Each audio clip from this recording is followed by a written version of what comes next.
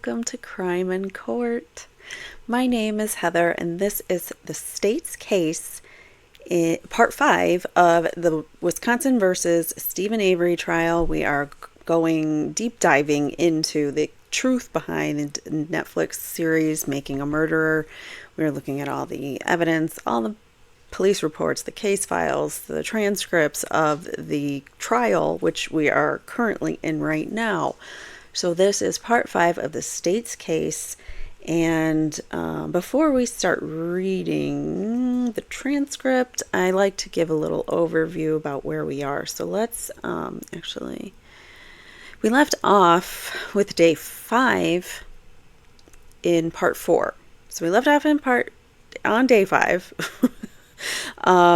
with Special Agent Fassbender. So we had the dog handler, Julie Kramer, in the morning, and then we had Special Agent Fassbender, who we went over his testimony almost in its entirety. Pretty enlightening, I would say. We also have we also had, following him on this day, the 5th day of trial, we had a William Brandis Jr., who was a volunteer firefighter from a neighboring town nearby, and he is the one that found the license plates on the RAV4. So he talks about that and how he found them, and that he was part of the volunteer search team, and testifies to those kinds of things. Then we've got Trooper Cindy Payne, who she's a Wisconsin State Patrol. She was also part of that search which found the license plates to the RAV4. So that brings us to day 6, which is where we're going to begin. We are going to start off with a little brief testimony from John Ertl. We're not going to read through much of his, but I do have some highlighted portions that I want us to go over. So we will do that. John Ertl is he's part of the DNA analysis unit of the Wisconsin State Crime Lab, and he is the one that investigated the RAV4. He's part of the response field team that helped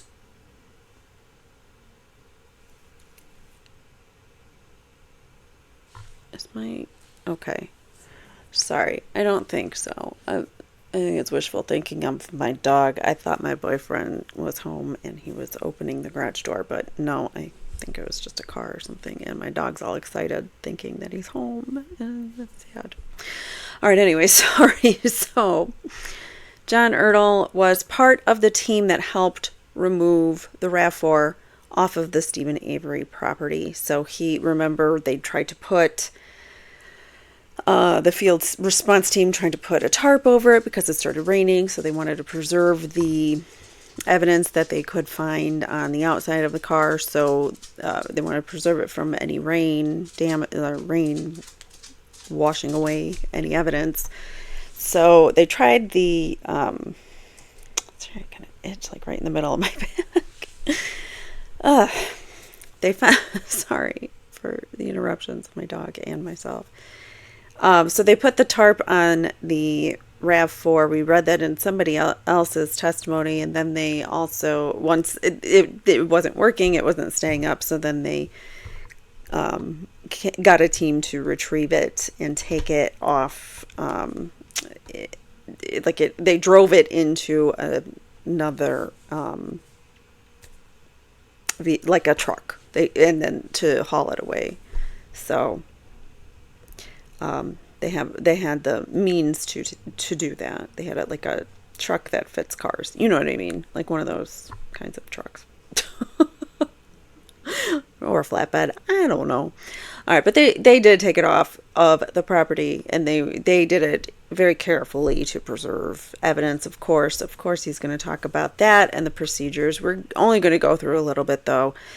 And I'm going to continue going on until we get to our star witness, because that's the witness that we're going to read most of the testimony today. So after John Ertl, on day 6, which took place February 19th, 2007, after him we have a Deputy David Siders. He works for Manitowoc County.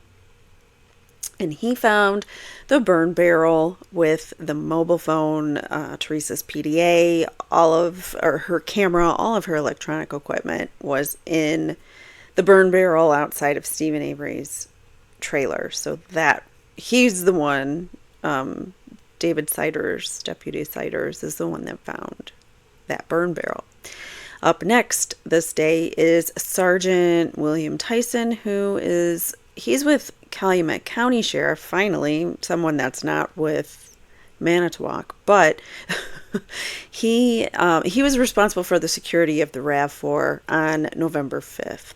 So he helped secure the perimeter and, keep the car from being touched by the elements or others. All right, so the next day, that leads us into day 7, and Sergeant William Tyson is back on the stand. He continues his testimony. He continues with his cross-examination. So, all right, so then that leads us to today's star witness, which is none other than Sergeant Andy Colborn. He was one of the individuals who was deposed by Steven Avery's civil suit attorneys because he, as you know or may not know, Steven Avery was set to get a whole lot of money from the city or the county, and a $36 million lawsuit was in play, and Sergeant Colborn was one of the people that was deposed. What did that tell you? He had some kind of role in Steven Avery's wrongful conviction and possibly keeping him there longer. So he was wrongfully convicted. He served 18 years for a wrongful conviction prior to Teresa Halbach, if you weren't aware. And there was an individual who admitted, he confessed to the crime that Steven Avery was in prison for, and they knew about it, but they didn't do anything about it for another 5 years or so. So because of that, Steven Avery was due a good portion of money, which probably would have bankrupted the entire county, in my opinion. And that's why we're here today, because Steven Avery, I think, was railroaded by these cops again. But I'll keep my opinion out of it while we begin. All right, so please hit that like button. Don't forget to like, subscribe, all those good things. All right, so with that, we're going to begin with direct examination from John Ertl. Again, he's the DNA Analysis Unit, Wisconsin State Crime Laboratory witness. So we don't want Attorney Fallon, who is the one right above where my mouse is pointing. Can you see that? Oh, here. We're right above where my mouse is pointing. This is Fallon with the glasses. All right, so Attorney Fallon is the one doing the questioning, and John Ertl, DNA guy, is on the stand, and he, of course, starts asking him about his background, where he's worked. He's with the Wisconsin State Crime Lab in Madison, Wisconsin since 2000, and here we go. All right, so Mr. Ertl, what other roles or duties have you been assigned or volunteered to perform for the crime lab? He says, well, in addition to my major role as a DNA analyst at the laboratory, we have a volunteer system where we do process crime scenes. So if any agency in the state feels uncomfortable or needs help or assistance that we can offer, whether it's just a phone call, get some advice, or whether we actually go to the scene and help them, we'll go. We'll document the scene, photographs, we'll do sketches, but our main job is to find the evidence and collect it and bring it back to the laboratory. Is there a name for that particular unit or task that you perform? That's the field response team. All right, so he's been on it about 6 months after I arrived at the laboratory, so it was June of 2000. He's been on the lab unit. He's been in this field response unit for that long. All right, so all right. Mr. Ertl, I would like to direct your attention to Saturday, November 5th, 2005, and ask, how did you become involved in this particular case? It was a Saturday, so I wasn't at work, but I was on call. So the Manitowoc County Sheriff's Department called the laboratory number, and our answering service forwarded the call to me.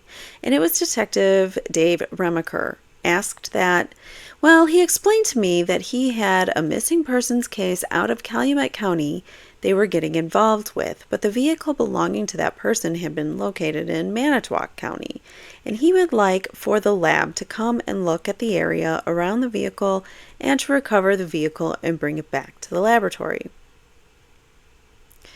All right, so scrolling along. I know there's more. I'm just going to keep scrolling until we get there. So he testifies to a lot of that, a lot of process, the procedures and what the elements were like. Here they're talking about standing water,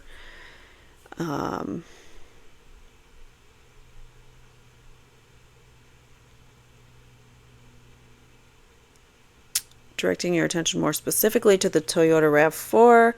What was the condition of the vehicle itself? Describe its appearance. In addition to the camouflage materials they already talked about. But what else about the vehicle can you tell us? He says, well, it was newer looking.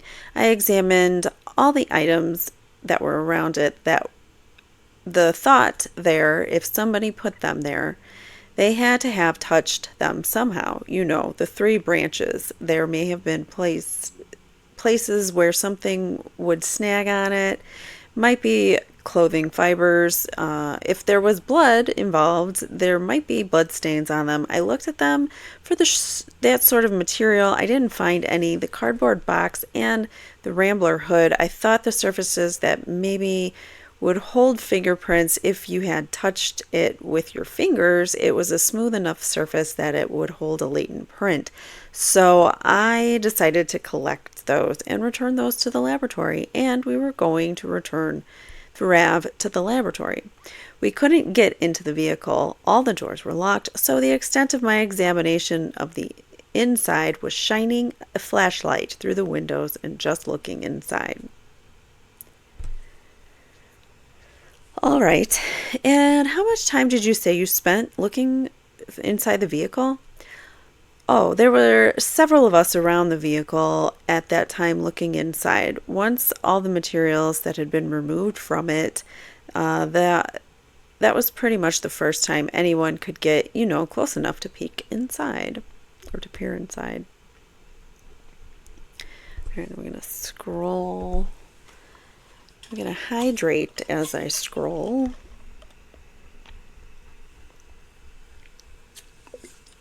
I don't know how far down it is, sorry. All right, come on, get there. Did I go too far? Or did I pass up? I think maybe that was it for...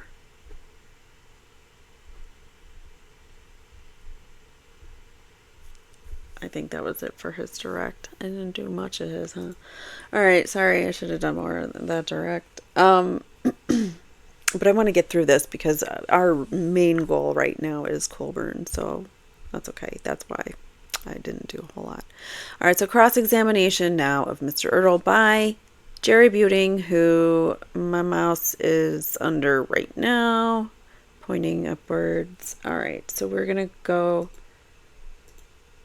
to his cross here where I have it highlighted.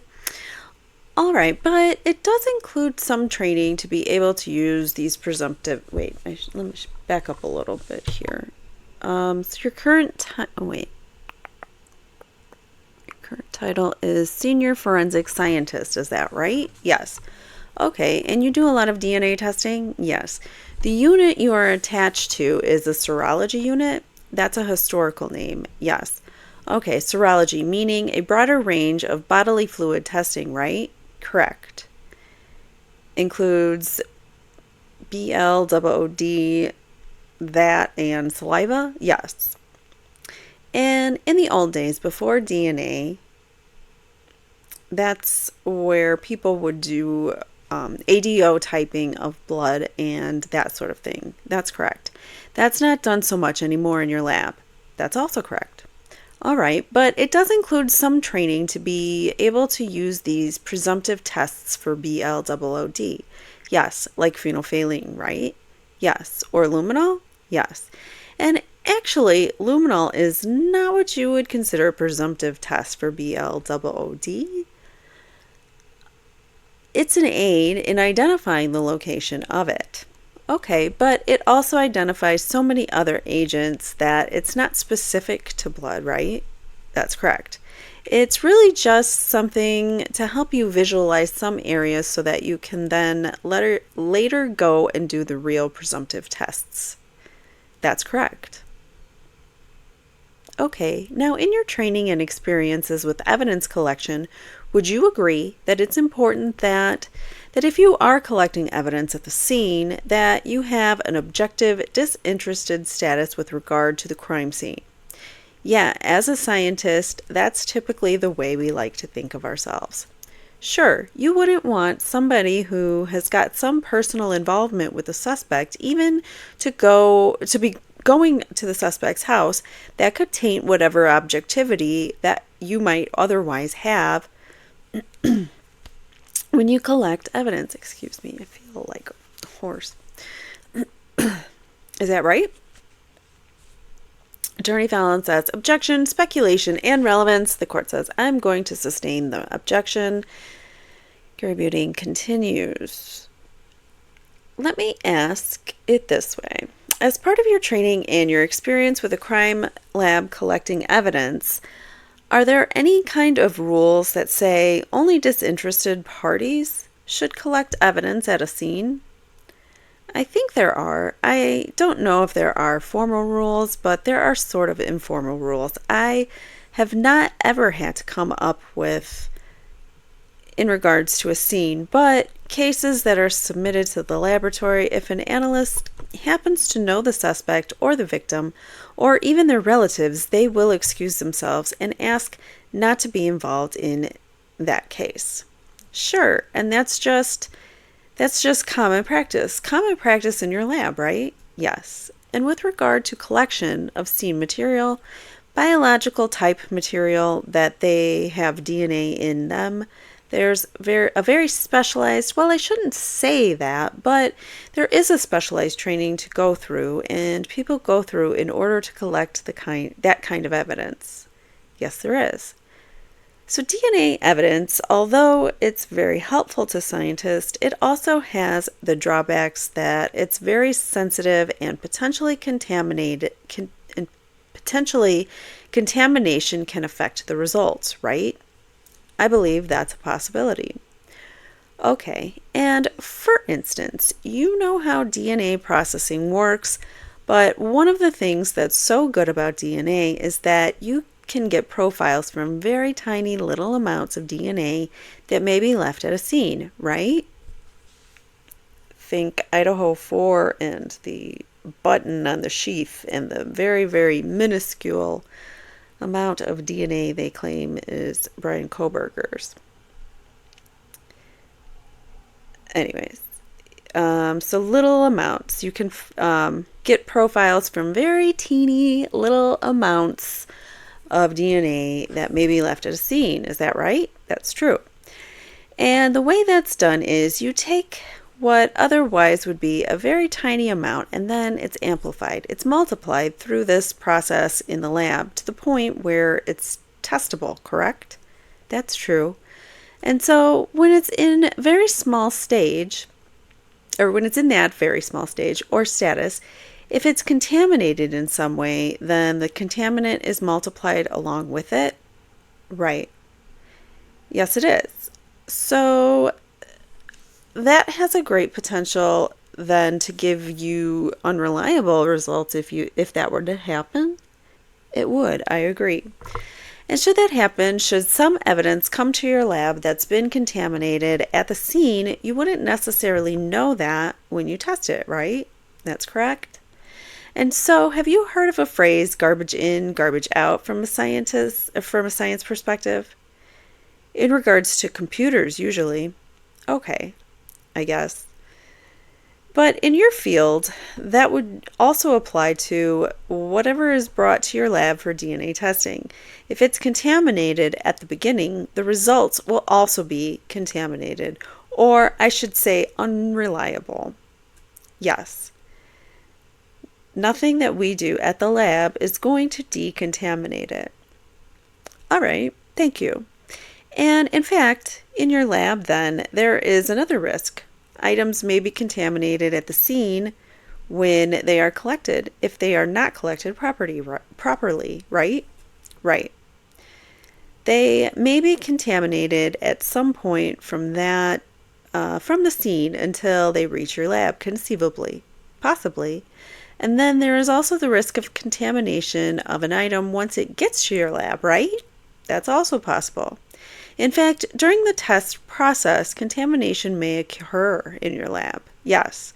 And in fact, does occur in your lab. So if you're getting a garbage piece of DNA, a contaminated piece of DNA, and that tiny little piece of DNA that's contaminated, even if you multiply it and whatever, you're going to still get unreliable results. Okay, so, and in fact, that does occur in your lab. Yes. Any lab. Yup. All crime labs have that risk and reality that test materials do sometimes become contaminated, correct? That's correct. And in fact, that's something that's of such concern to your lab that you keep a record of such contamination incident whenever it's discovered. Yes. And what is that called? A contamination log. Okay. And that relates to incidents where the contamination has been able to be discovered by the scientist who's working on it, right? That's right. And if contamination occurs in the lab, though, and it's not discovered by the analyst, there is no record of that, right? There is no knowledge and no record, right? All right. Now, sir, you mentioned that you were on, okay, so that's good. That's where we're going to stop there. So basically, there are multiple ways DNA can become contaminated, and multiple points of times during the chain of custody where it can be contaminated. And if it's contaminated at any one of those points without anybody's knowledge, you've got bogus DNA. Or if it's planted by some cops, you've got bogus DNA. So, I mean, same thing. All right, so we'll move on from day 6. We are now on to day 7. Sure, why not? Save and close. All right, so we're going to move on to day 7, if and when my thing goes over. Okay. So we're going to start with John Ertl is no more. And we are now on Sergeant Andrew Colborn. This is day 7 of the trial, February 20th, I think. Did I have that wrong? I think it's the 19th. Sorry, guys. All right. So, anyways, Sergeant Colborn is a witness. Oh, we are on day 20. I was right. Okay. I just had to check. So we're on day 20.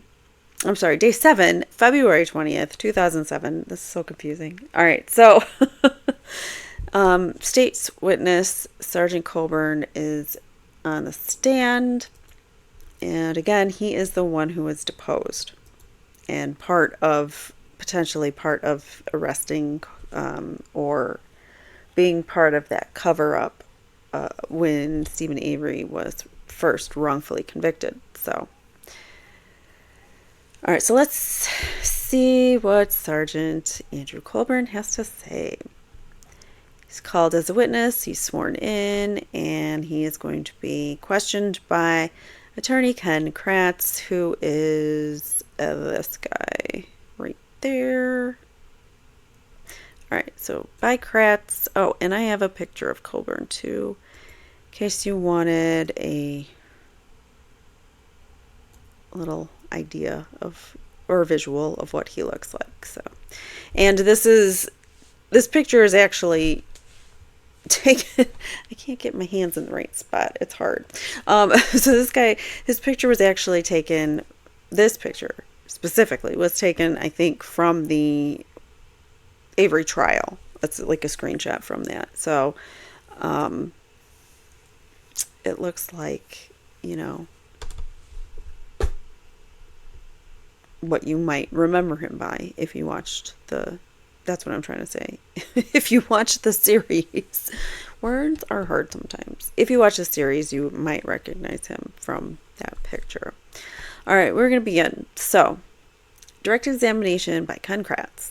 Mr. Colborn, can you tell us how are you employed, please? I'm a patrol sergeant with the Manitowoc County Sheriff's Department. How long have you been a law enforcement officer? Since 1996. Prior to that, what did you do? I'm a corrections officer from 92. I was a corrections officer from 92 to 94, also with the Manitowoc County Sheriff's Department. And what does a corrections officer do? A corrections officer is a non-sworn, non-law enforcement officer that is responsible for security of the jail. All right. How was it that you became a sworn law enforcement officer? When a position opened up at the Manitowoc County Sheriff's Department, I did perform the state written test, performed an agility test, went on an eligibility list, and eventually I was selected. What are your current duties with the Manitowoc County Sheriff's Department? I'm an assistant shift commander for the noon to 8 shift, so I have some administrative duties, and then I have some patrol duties. Prior to being selected as a law enforcement officer, did you have any duties in your prior life that in any way prepared you for being a law enforcement officer? No. Sergeant, you hold the rank of sergeant? Yes, sir. And in early November of 2005, did you hold that same rank? Yes, sir. What were your duties back in early November of 2005? Essentially the same duties that I hold today. Was a patrol supervisor on, I work a 6-day on, 3 days off rotation. So on the days that the lieutenant that's assigned to the shift is off, I would be the shift commander. So you would have supervisory responsibilities as well. Yes, sir. I'm going to direct your attention to November 3rd of 2005. Ask if you were employed on that evening. Yes, sir. Do you recall what your duties were on November 3rd? I was the shift commander for the noon to 8 shift. That's the shift I'm assigned to. Sometime during that shift, Sergeant Colborn, were you informed of a Calumet County missing persons investigation that was ongoing? Yes, sir. And being involved in that, or being aware of that investigation, were you asked to assist in any way? Yes, sir. Tell the jury how you were asked to assist. I was contacted by, I believe I was Inspector or Investigator Mark Wiegert from the Calumet County Sheriff's Office, who contacted the dispatch center by telephone, who then transferred the call to the patrol car. I asked if I could respond to, I believe he gave me the address of the 12928 Avery Road. He asked if I knew where that was, and I told him yes, I believe that was the address of the Avery Auto Salvage. And he asked if I could go there and check for the missing person, because they had a missing person report that had generated in Calumet County, and it had been determined through the course of their investigation that she had been out at the Avery salvage yard, taking pictures of a vehicle that was for sale. At that time, the investigator Wiegert asked you for assistance. Did investigator Wiegert tell you other places within Manitowoc County that Ms. Halbach had known to have been on the 31st of October? I don't believe in the initial phone call that he did. All right. Sometime later that evening, you heard? Yes, sometime later that evening, he gave me another address on County Highway B and another name and asked me to check there as well. What time was that? Just so we're going to eventually get there. I believe the first name was George. I know the last name was Zipperer. Sergeant Colborn, are you at all familiar with the Avery salvage business itself? Yes. Tell the jury how you are familiar with the business.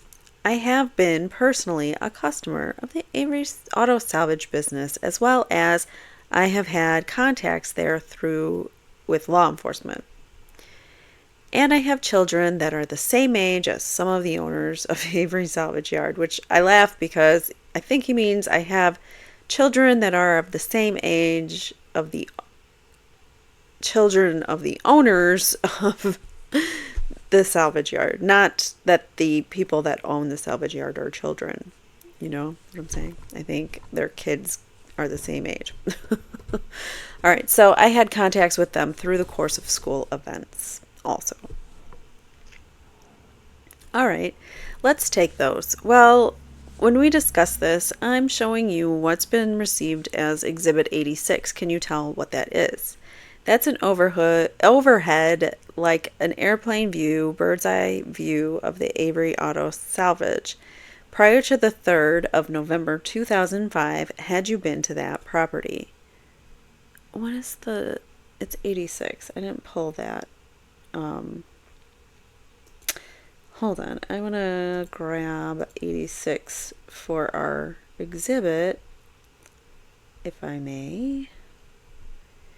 Look at this overhead shot. What they're talking about, we can kind of look at, even though we don't know what he's going to point to, but hopefully we can. Oh, I think I have this one already. All right, so here's the overhead shot.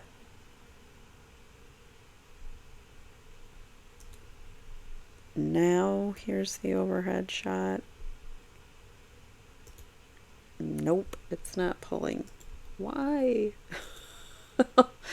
Okay, I don't understand why I'm dragging it into Streamlabs. It's just not doing it. Oh, there we go. Okay. Excuse me.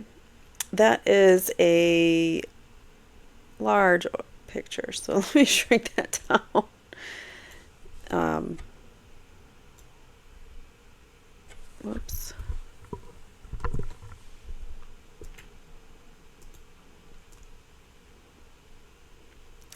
So as you can see, it is a huge property. Let me bring it down a little bit here.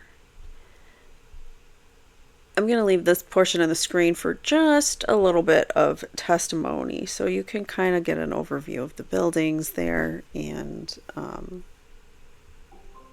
in fact, I'll just cover me. That's good enough. All right, so that's an overhead, like an airplane view, bird's eye view of the Avery Auto Salvage. Question: prior to the 3rd of November 2005, had you been to that property? Prior to 2005? Prior to November 3rd of 2005, had you been to that property? Yes. And under what circumstances can you tell the jury about that? Again, as a customer. Let's talk about that first. When you did, what do you mean as a customer? I have several older vehicles. One, as a matter of fact, is a 1950 Chevrolet pickup truck. Hold on, guys. Dry, scratchy throat.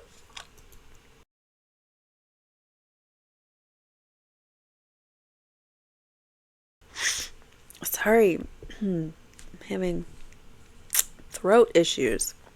I might need to grab a mint or something. Do I have any up here? Probably not.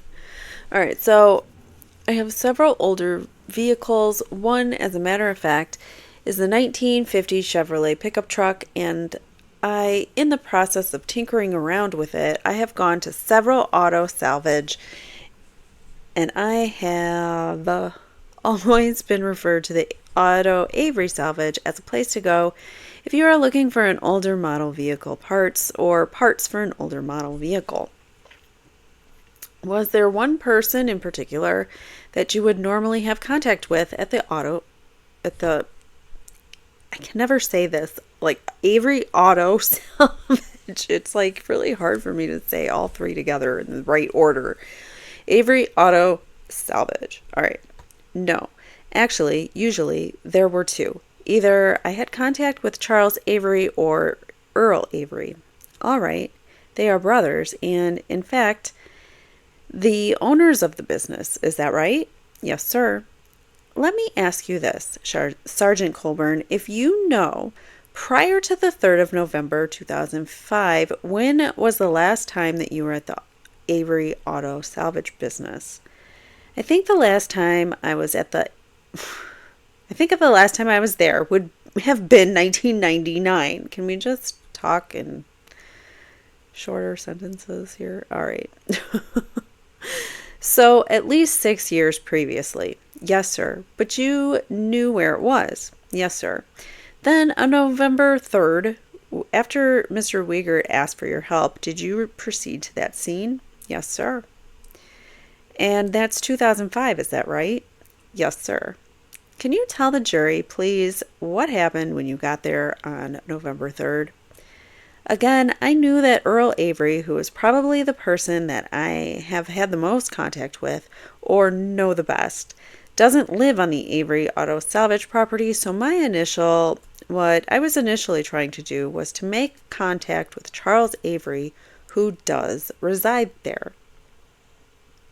I knew Charles, too. I didn't know if he owned the business, but I certainly knew that he managed the business, so I was going to make contact with him and ask him if he had seen someone on the property taking pictures of a vehicle that was for sale.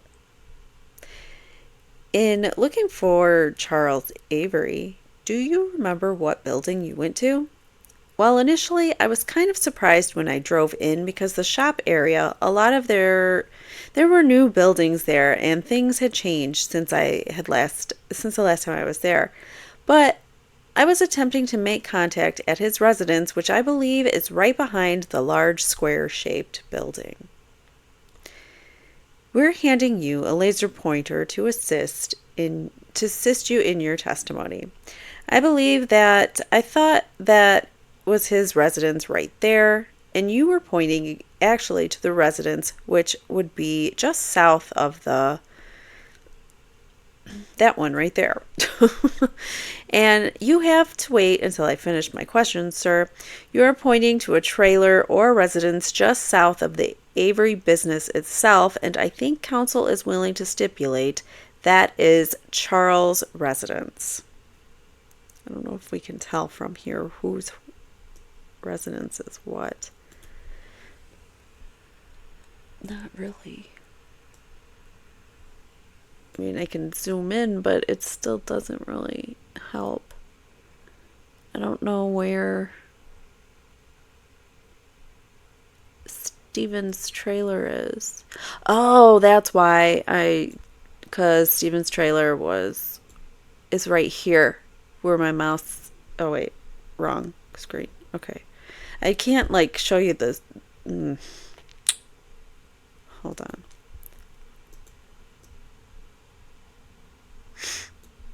So just a little background, a little bit. Okay, so I believe this, where my pointer is under, is Avery Road begins, or this is what leads into their property. And then you've got this other road. That might be Avery Road, this long one here, because we've got his, you can see like a white rectangle, that and a blue circle. So the blue circle is his pool. The rectangle is his trailer. And then you see the street kind of loop right here, like where my mouse is pointing. And that is the Jonda or Todic residence where Barb lives with the Dassey boys. So right there. And then I don't know exactly these other buildings. They are going to be, I know Chuck's trailer is down like up the way in the picture. I think it's a blue rectangle. And then all the other white buildings are, I believe, businesses. So that's why I was confused. I couldn't see Steven's trailer. So I think you guys get the idea. I'll take that picture off and we can see me again. All right, question. You have to wait till I finish my question. Okay, what did I say? And I think counsel is willing to stipulate that that is Avery's residence. And Mr. Strang says, certainly my understanding. And the court says, all right, the record will reflect that stipulation. So they agreed that was Charles Avery's residence. Kratz continues, did you drive or walk onto this property? I drove. Can you tell the jury where you came in from, please? This is, to my knowledge, this is the only entrance into the property, so what I showed you, and that's off Avery Road, which the whole of Avery Road isn't pictured on that picture, but I ended up coming down the dirt road there and parking almost where there is a vehicle parked right now. Why don't you show us where you parked? If I zoomed into the location, would that help us? All right, we have now zoomed into Exhibit 86. Could you, again, show the jury about where you parked? You are pointing, which would be just to the north of the large building, which is something we have now been calling the new office, the new shop. Is that correct? So just south of the new building. So probably the big white building. It's right. So that is correct. That is Charles Avery. Charles Avery's road. His trailer is behind. Where do I can't get my pointer there. All right. So it's the blue rectangle behind this white building, lining up with where my cursor is. I can't show you. Unfortunately, I don't have like a one of those things that the baseball, well, you know, like all the sports people have. I need one of those screens. I don't have a laser pointer myself.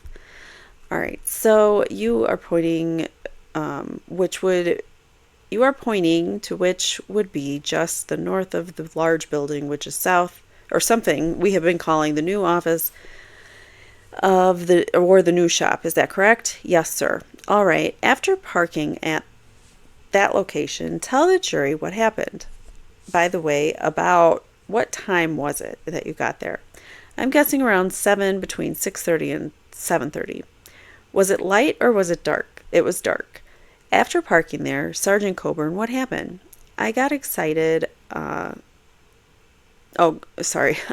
exited my squad vehicle. Words, Heather. I don't know why it's like my brain shuts down for a second.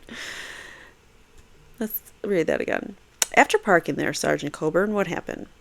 I exited my squad car and I was going to walk down the road and the road right there in order to access Charles' residence. Almost as soon as I got out of my car, I heard something behind me. I turned and Steven Avery was walking toward me and he had come out of the residence right here. Do you know whose residence that is? I believe that's Al and Dolores Avery's residence. Did you have any conversation with Steven Avery at the time? Yes, I did. And could you describe that conversation for the jury? I think Steve initiated the conversation with me by asking what I wanted, what I was doing there. Were you dressed similar to the way you are dressed today? Yes, I was in uniform. So just like the picture that I have here. I can't point the right, right here. No, wrong arm. It's like a mirror is like, it's a mirror, but when you do a webcam, it's the opposite, so it's confusing. All right, did you have a marked squad car? Yes, I did. And did you tell Mr. Avery? I told Mr. Avery, that I had received a call from Calumet County and that they had informed me that there was a girl missing from Calumet County and asked him if she had come out to their property to photograph a vehicle they were selling. Did Mr. Avery have a response for you? Yes, he said that she had been there. Did he tell you what day that she had been there? I think I might have told him what day that she had been out there. I don't recall if I mentioned a date, but I remember asking him what time she had been out there. Did Mr. Avery recall this young woman? Yes. Did he name her for you? No. Did he tell you what she had done at his property that day? He said that she had been taking some pictures of a van that his sister was selling. Mr. Avery selling you did Mr. Avery tell you how long the woman had been at his property? He said 5 or 10 minutes. Did you inquire of Mr. Avery whether or not he had personal contact with this woman on the date that she was out there? I asked Mr. Avery if she had said where she was going, and he said, I never talked to her. She was only here for 5 to 10 minutes and then she left. But he never talked to her? That's what he told me. He never talked to her. Did he describe that further, how he knew she was there? He said he saw her out the window taking the pictures. Okay, did you complete your conversation with Steven Avery? Do you recall that conversation? I told Mr. Avery that her parents and her family were getting worried and that, like, what? That's not what he asked, but okay. That her family was getting worried, and was he sure that she didn't mention where she might have been going after she left? He said no. I didn't talk to her. She was only here a few minutes and then left. What was Mr. Avery's demeanor like as he was talking to you? Was he cooperative? Yes, he was very cordial. Did Mr. Avery indicate to you the time, that is, when this young woman had been on his property? He said he thought between 2 and 2:30. What did you do then? I believe I thanked him for talking with me, and I started to get back in my car, and I believe Mr. Avery told me that he hoped she turned up soon. What did you do then? I left. I left the property and I contacted, he is under the sheriff of the department now, but at the time he was the deputy inspector of the operations division. I called him. What's his name? Greg Shetter. And I let him know that Calumet County was investigating a missing persons case, and that one of the places that it had been mentioned, that this party was, let me reread that.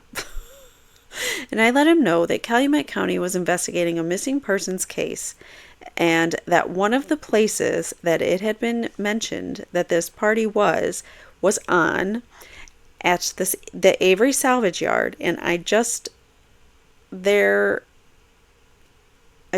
there and made contact. I'm sorry. I just left there and made contact, and that I was unable to locate that person. And he suggested that I probably contact Lieutenant Link and see if Lieutenant Link wanted any of our detectives to assist Calumet County in searching any place else. Did you do that? Yes, I did. And did you speak with Lieutenant Link that evening? Yes, by phone. And then when I got into the department, because prior to going into the department, I went past the other residents, I must have also contacted Investigator Wiegert and let him know that I hadn't located located Teresa. And he, I believe, at the time told me of the other address, so I purposely drove past that residence. I saw it was dark, but that there were cars in the driveway. But the residence was dark. I didn't see any lights on there, so I ended my tour of duty for patrol. Let me just stop you. Whose residence was this that you drove past? George Zipperer's. Go ahead. And what did you do? I ended my patrol tour of duty, but I remained on duty to assist Calumet County Detective Dettering and Detective Remacher in making contact at George Zipperer's office, or residence, sorry. Was that done at that time? It was done, within probably a half hour or 45 minutes of my getting back to the department. The question, Sergeant Colborn, did you assist in that process? Yes, sir. You mentioned that there was a Calumet detective that was involved, as well as Manitowoc, is that right? Yes, sir. In meeting with the Zipperers? Yes, sir. And again, do you remember who they were? I believe his name is John Dettering. All right, I'm just going to go back and just briefly to your contact with Mr. Avery. You mentioned that he was cooperative, is that right? Yes, sir.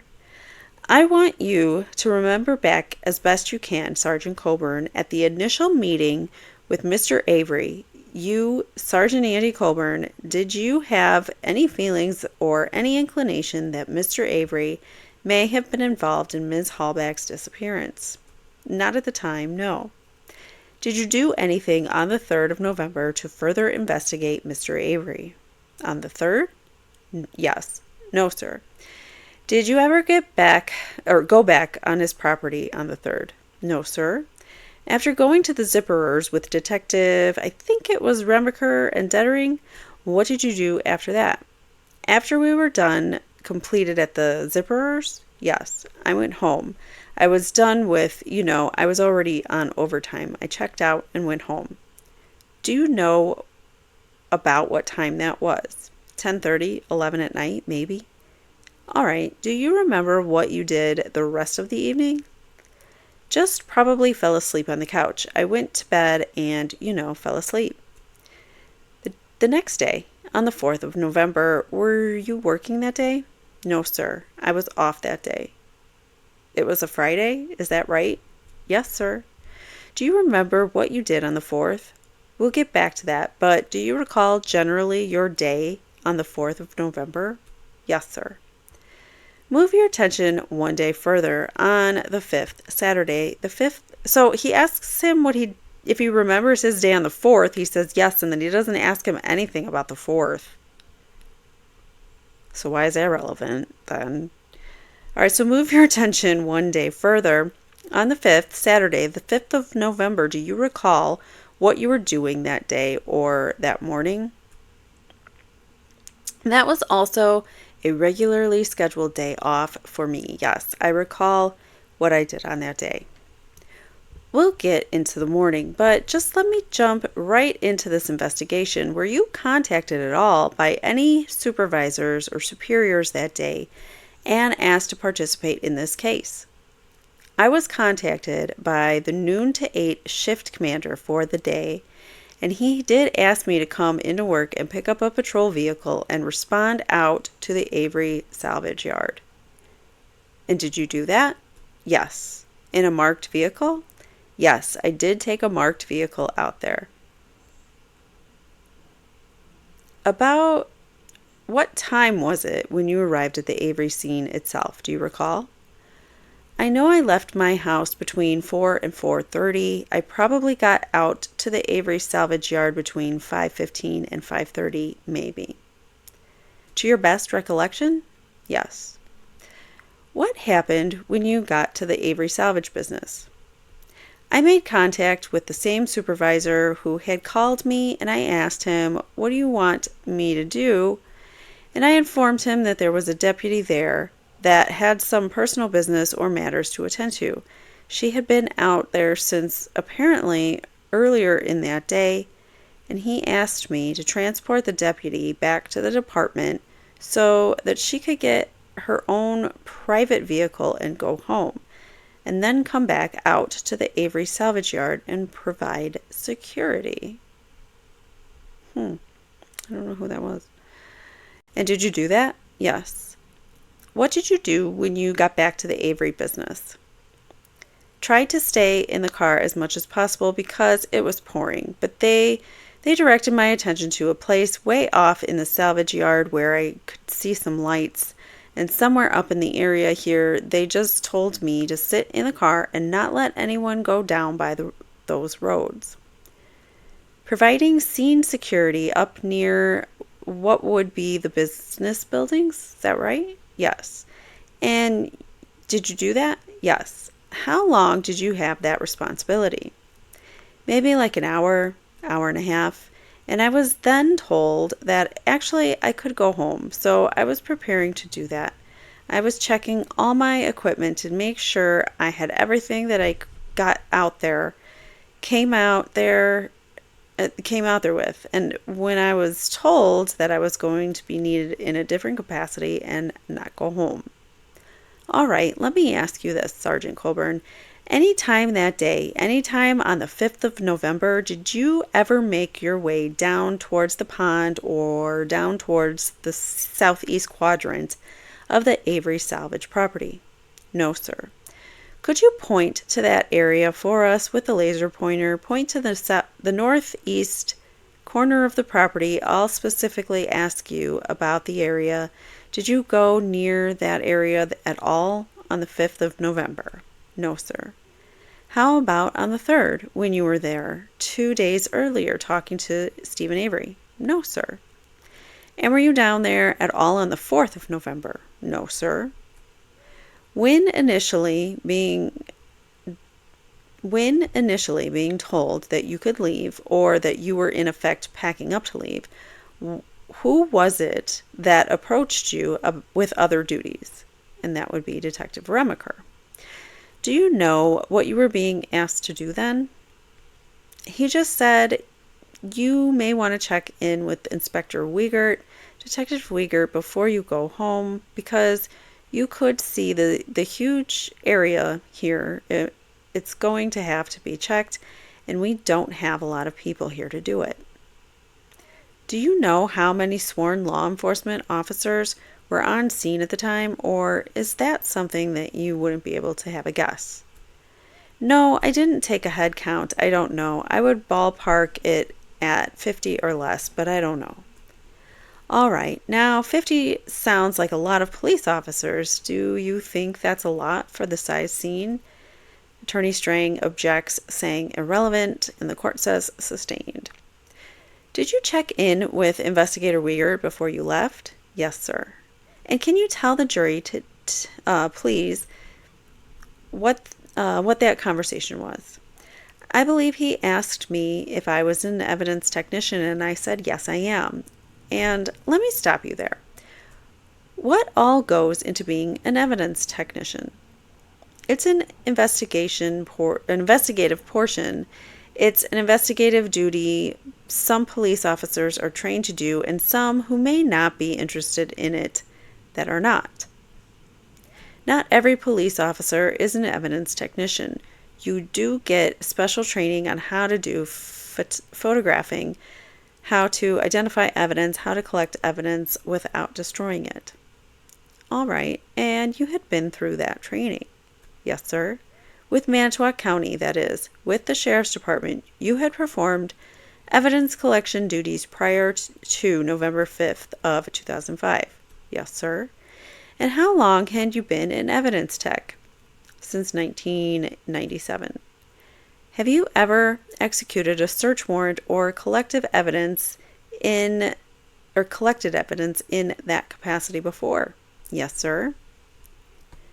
After Investigator Wiegert asked you if you were an evidence tech, what were you told to do? I was just told to stand by, not to go home, so I went back to my patrol car. And again, where was that parked, if you can show us? I may, have moved it closer to the command post, but initially I was parked right in this area. Again, near the business buildings? Yes, sir. How long did you wait for further assignment? Maybe 5-10 minutes. Now, Sergeant Colborn, did you know what assignment you were going to be given? In other words, did you know where you were going to be directed that night? No, sir. What's the next direction that you recall receiving? I believe the next person I made contact with was Sergeant Bill Tyson from the Calumet County Sheriff's Department, and he was with Lieutenant Link and Detective Remacher. I believe he came out of the command post. They kind of motioned to me. So I walked up to them, and Sergeant Tyson said, "You are going to be working for me, and we are going to be going to Steven Avery's trailer." What did working for me mean? Or what do you believe it meant? Well, I had been told that the Calumet County Sheriff's Department was leading up this investigation, so I interpreted working for me as you are the boss and you are going to tell me what to do. Okay, were you okay with that? Yes. Did you then proceed with Deputy Tyson to the Steven Avery trailer? Yes, sir. Do you remember how you got there? How you got down there? I believe we took 2 cars. I believe Sergeant Tyson took his Calumet County patrol car, and I don't think we took my marked unit. I think I got in Detective Remacher's car or Lieutenant Lake's car, whichever. It was an unmarked Manitowoc County car. All right, tell us again if you can look at Exhibit 86. Now, where did you drive? Where did you guys go then? I had never been to Steven Avery's trailer before, so I really didn't know where it was, but we drove down the hills to the trailer right there. I will zoom in again. Do you recall where the cars were parked? I believe we parked them in this driveway here. Sorry, these things itch my ears and then the outside of my ear. I believe we parked them in this driveway here that goes up to that garage. Do you recall that particular search that evening? Yes, sir. How is it that you have independent memory of the first search of Steven Avery's trailer? Because I was involved in it. So he admits that he was involved in the trailer's first investigation. First time Steven Avery's trailer searched. Okay. Did each of the search team members have a specific responsibility within that trailer, if you know? Not really. I did have the specific responsibility of photographing. But as far as collecting, I mean, we all worked as a team. It wasn't like one person went here and one person went there. We were always worked together as a team, always within arm's length of one another. Was that by design, do you know? I don't know if it was by design per se, but it just seemed that this would be the best way for things to work and that we could be the most careful and concise working together as a team. I wonder if they were actually, if the individuals heading up this investigation, if maybe they knew that there was a conflict with Manitowoc, but they thought that they would weed themselves out or, recuse themselves from this kind of thing. I don't know.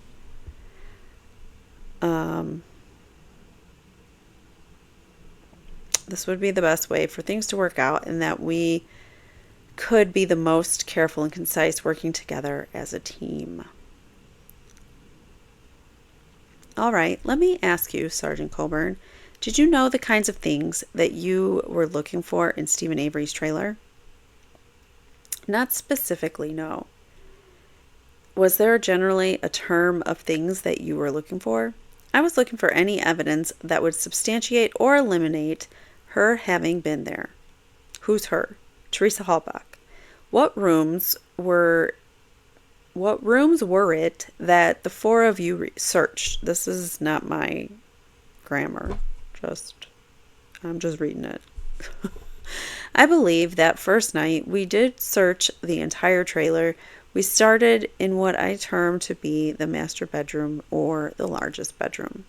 All right, we have already heard from Sergeant Tyson, so what responsibilities? I'm just talking about you now, not the others, but what responsibilities did you have in the search of that bedroom?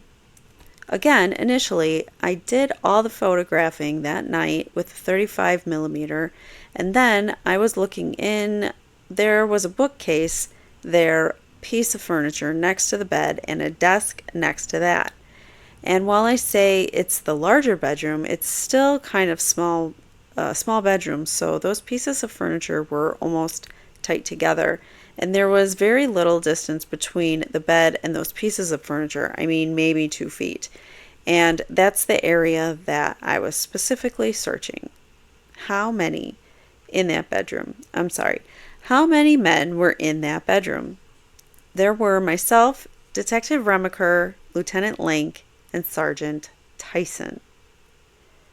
So out of all of those individuals, I believe Sergeant Tyson is the only one who is not Manitowoc County. So you've got 4 individuals that are searching a possible suspect's trailer, and 3 of them are with the agency that the individual is trying to sue. How does that make sense? I don't know. Question. I'm going to put on the screen an exhibit which has already been received. It's 103. It's a computer-generated exhibit, zoomed in specifically into the bedroom. Does that help you better orient yourself to Mr. Avery's bedroom? Yes. Now take the laser pointer, please, and tell the jurors in what area you had initial responsibility to search on the 5th of November. This cabinet right here, I guess we could call that a bookcase, and this desk right here. All right, and let's talk about the cabinet. Mr. Wiegert is going to hand you what's been marked as Exhibit 203 and 204 and ask if you found those items in Mr. Avery's bedroom on the 5th of November. Okay, so he's referencing a lot of things here. So let me find first. I'm going to, before I do that, I'll put up, we've got all the animations here from these renderings. So the first one, you could see a full aerial view of his trailer. And it is the back bedroom that was Steven's at the time. There's a second bedroom, which is a much smaller room, and that is obviously depicted on the screen before you. While you're taking a look at that, I'm going to pull up these other exhibits, 2003 and 2000, not 2000, 203 and 204.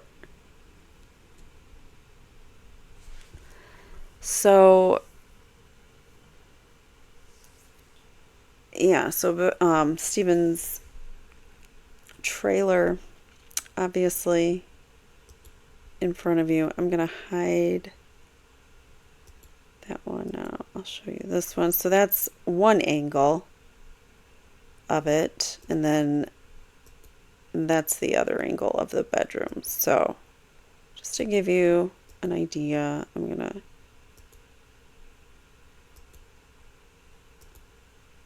where'd it go?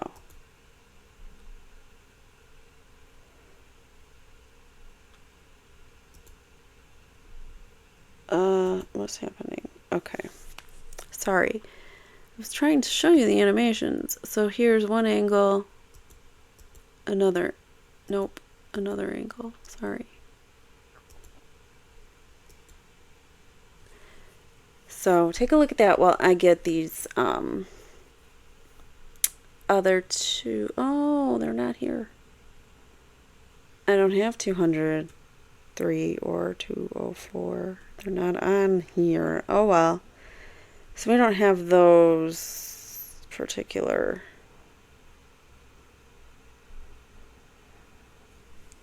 How do they not have exhibits 203 and 204?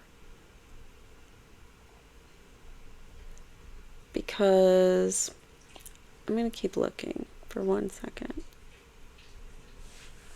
But I don't think I'm going to find it. So, okay, forget it.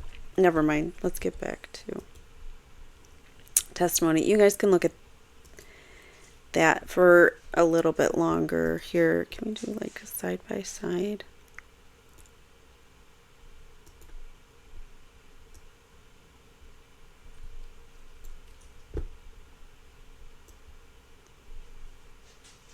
Okay.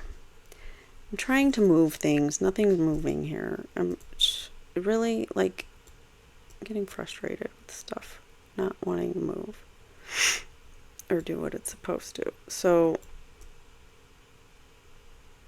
there's that. Where's the other one?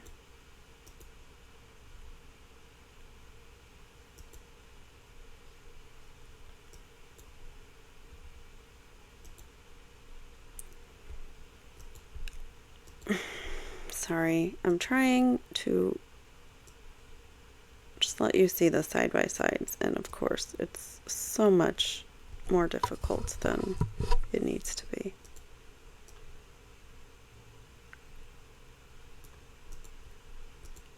So side by side of his different angles of his bedroom.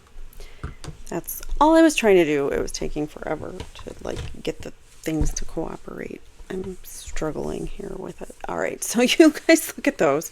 I'm sorry, back to the script. It's a break. We needed a break. All right, so Mr. Wiegert's going to hand you these other exhibits. Yes, sir. Tell the jury what you, where you found them. So whatever 203 and 204, I think one's might be the key. All right, so that's a shelf. There's a little space between the shelf and the top of the cabinet. So if you look at the picture below me right here, you can see there's like a dresser or like a nightstand, and then there's a little if you look at this one I can't point. If you look over at the picture over here, you can see that there's a desk, a chair, and a little bookcase. So those, obviously, the little bookcase is where he found the key. And he's going to talk about that in a little bit. All right, so yes, sir. Tell the jury where you found them, please. That's a shelf right there. There's a little space between that shelf and the top of the cabinet, and I found them inside there, inside that area. Now, after finding or locating a piece of physical evidence during that search, this is, I believe he's talking right now about the handcuffs and leg cuffs or leg restraints that he claims Teresa was in, but there was not an ounce of her DNA anywhere to be found. So he found them in a shelf or cabinet or something. All right, so question, now after finding or locating a piece of physical evidence during this search, that is, on the 5th, what did you do with that evidence? He says, as soon as I located something that, in my opinion, was of evidence, which doesn't necessarily make it evidence, but if it was, in my opinion, to be of evidentiary value, I stopped what I was doing. Sorry, I'm trying to sit up here and get a little more comfortable. My hip's killing me. All right.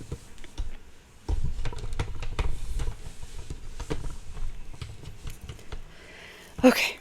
As soon as I located something in my opinion was of evidence, which doesn't make it so, he would stop what he was doing, informed Sergeant Tyson, hey, I found some leg irons and handcuffs in here. Then Sergeant Tyson would come over and photograph them. Then he collected them and put them, went through the administrative duties that the Calumet County Sheriff's Department requires for logging evidence. The actual seizure or the collection of those was whose responsibility? Calumet County's. Sergeant Tyson? Well, on that evening, yes, Sergeant Tyson, sorry. So Sergeant Tyson was Calumet County. He's from Calumet. So he was the only person in the group that was Calumet. It makes no sense to me. It makes zero sense to me. I'm going to hide these now. Guys got a good look at those. Okay. So the actual seizure or the collection of them, Calumet, Tyson, well, yes, Tyson. Okay. Where am I? When you looked at Exhibit 103, this computer generated diagram, so that's this one. Other than the roof being ripped off for obvious reasons, does that look the same or similar as it did on the 5th of November? So that guy, the one guy that came on the stand and said that he did all these measurements of Steven Avery, these are the photos, I believe, that he recreated. He did all these 3D graphics for the trial, which includes the one that you're seeing. All right, so when you look at Exhibit 103, does it look the same or similar to it as it did on the 5th of November? Yes, sir. You see on the wall above the bed the headboard. There is a gun rack. Do you see that? Yes. Is that how it looked on the 5th of November as well? Yes. Do you see any firearms on that gun rack that he almost said afternoon, but then he said evening. So I wonder if that was a Freudian slip. I wonder if that was almost like a giveaway that Colborn maybe was there earlier than he was supposed to be, or I don't know. It's just odd. Okay, maybe it's nothing. There were 2 firearms on that gun rack, just pretty much like it was in the picture. Were you able, Sergeant Colborn, to identify those guns, or at least what kind of guns they were?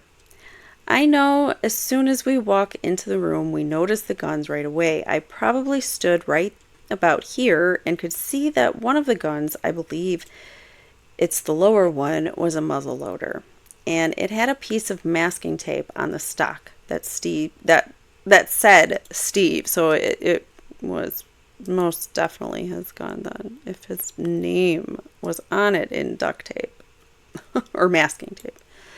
So that's a more zoomed in picture of what we're reading about now. All right, I believe it was the lower one was a muzzle loader, and it had a piece of masking tape on the stock that said Steve. What about the gun on top? Is that a long gun as well? It's a .22 caliber rifle. Now let me ask you, to the best of your recollection, Sergeant Colborn, were those firearms seized from Mr. Avery's bedroom on the 5th of November? I don't think we did take them on the 5th of November, no. So the jury understands. At that time, that is the first day, the first night that you guys meaning the law enforcement, got there. Had Teresa's body or any of her remains been located? No, sir. Did you even know what you were dealing with at the crime? At the time, did you even know you were dealing with a crime at the time? We were still treating this more or less as a missing person. All right, but you were looking for items that had obvious evidentiary value, is that right? Yes, sir. What were some of the other rooms that, or let me just make this clear. While in that bedroom searching, did you notice anything on the floor specifically? Did you notice any car key on the floor? No, sir. In looking or on top of either the desk or the bookcase, did you notice any car key or something that may have had obvious evidentiary value in that regard? Not really, no. Okay, what other rooms were searched that night I believe we searched every room in the trailer that evening. Try to get to an overview here. This has been received as 102. This is, does this appear to be an overview of his trailer again? There we go. A computer-generated diagram? Yes, sir. Lists both bedrooms, the bathroom, living room, dining room, and kitchen area. Is that right? Yes, sir. Each of those rooms searched that evening. Yes, sir. You said you were taking 35mm photography in that trailer. Is that correct? Yes, sir.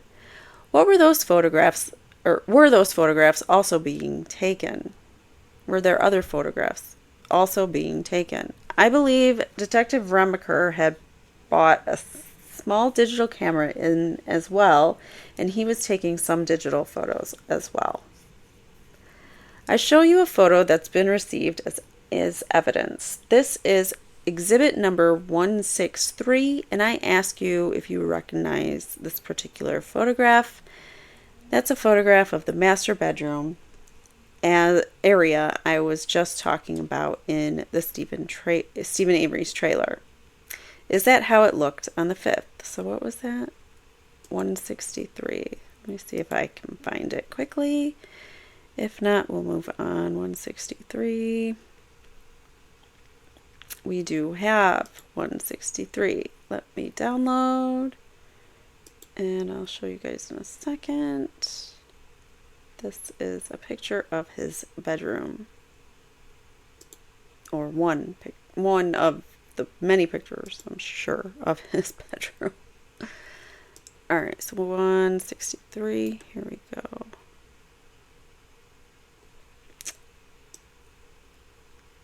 Please cooperate. There we go. Did it? No. Oh, here we go. Okay. There it is. So this is the picture of his bedroom that they're referring to right now. What is that? Like a baby bottle or something on, like, hanging from a hanger on the back there? I don't know. It's weird. Alright, so that's the picture that they're referencing right now. Let me get back to the testimony here. Sorry for all the flips and the stops, and it's annoying, I know. So I show you a photo that's been received as evidence, number 163, and ask you if you recognize that particular photo. That's a photograph of the master bedroom area I was just talking about. And is it as it looked on the 5th? Yes, sir. Now exhibit number 175 again, which has been received. Could you tell us if you know? That is the living room area of the same trailer of the residence, and this is like a corner of the living room that was set up as a computer work area. Let's see if I can find that one now. What was it?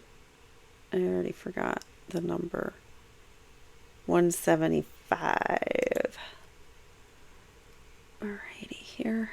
Computer area in Steven Avery's living room.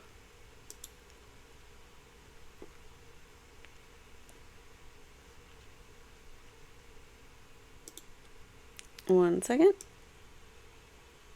Here we go. See if that pops up. Doesn't appear to.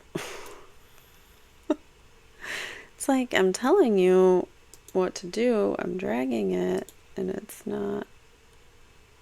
Oh, there we go. Okay. So yes, that is the computer, the little computer area that he is talking about.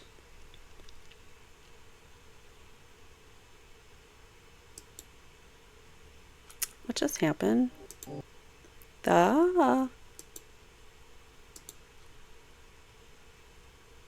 Okay. Okay. I don't know what just happened. That's like everything went black on my screen there for a second. It scared the bejesus out of me. I thought I lost everything.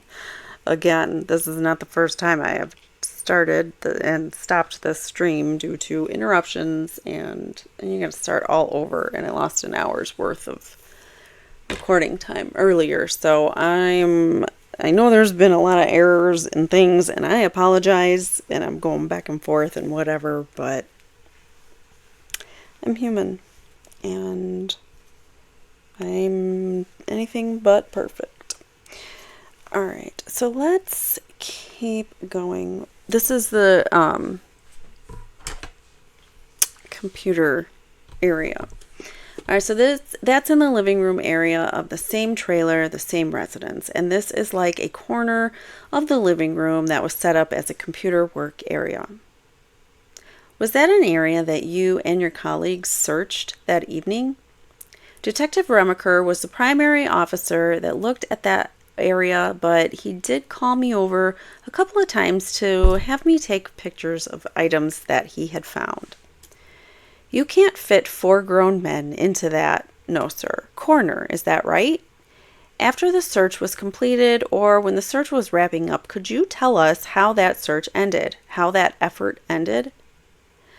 The items that we had decided were of evidentiary value that night were placed in Sergeant Tyson's patrol vehicle, and he stayed with the evidence. I don't know how much I trust that particular...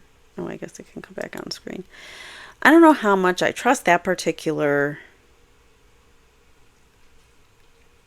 moment in time of the chain of custody. They put all the evidence in Sergeant Tyson's patrol vehicle, and he stayed with the evidence. What does that mean? Wouldn't he bring it somewhere? What does it mean he stayed with it? I don't know. Maybe it's not for Sergeant Colborn to testify to that. All right, so we all went back to the command post, and not exactly sure which Calumet County officer told us what time. Oh, sorry. I'm looking on the wrong screen. I'm not sure exactly what Calumet County officer told us what time to be there the next day, but we were instructed to return the next day, myself, Lieutenant Link, and Detective Remacher, and we all left at the same time. After leaving the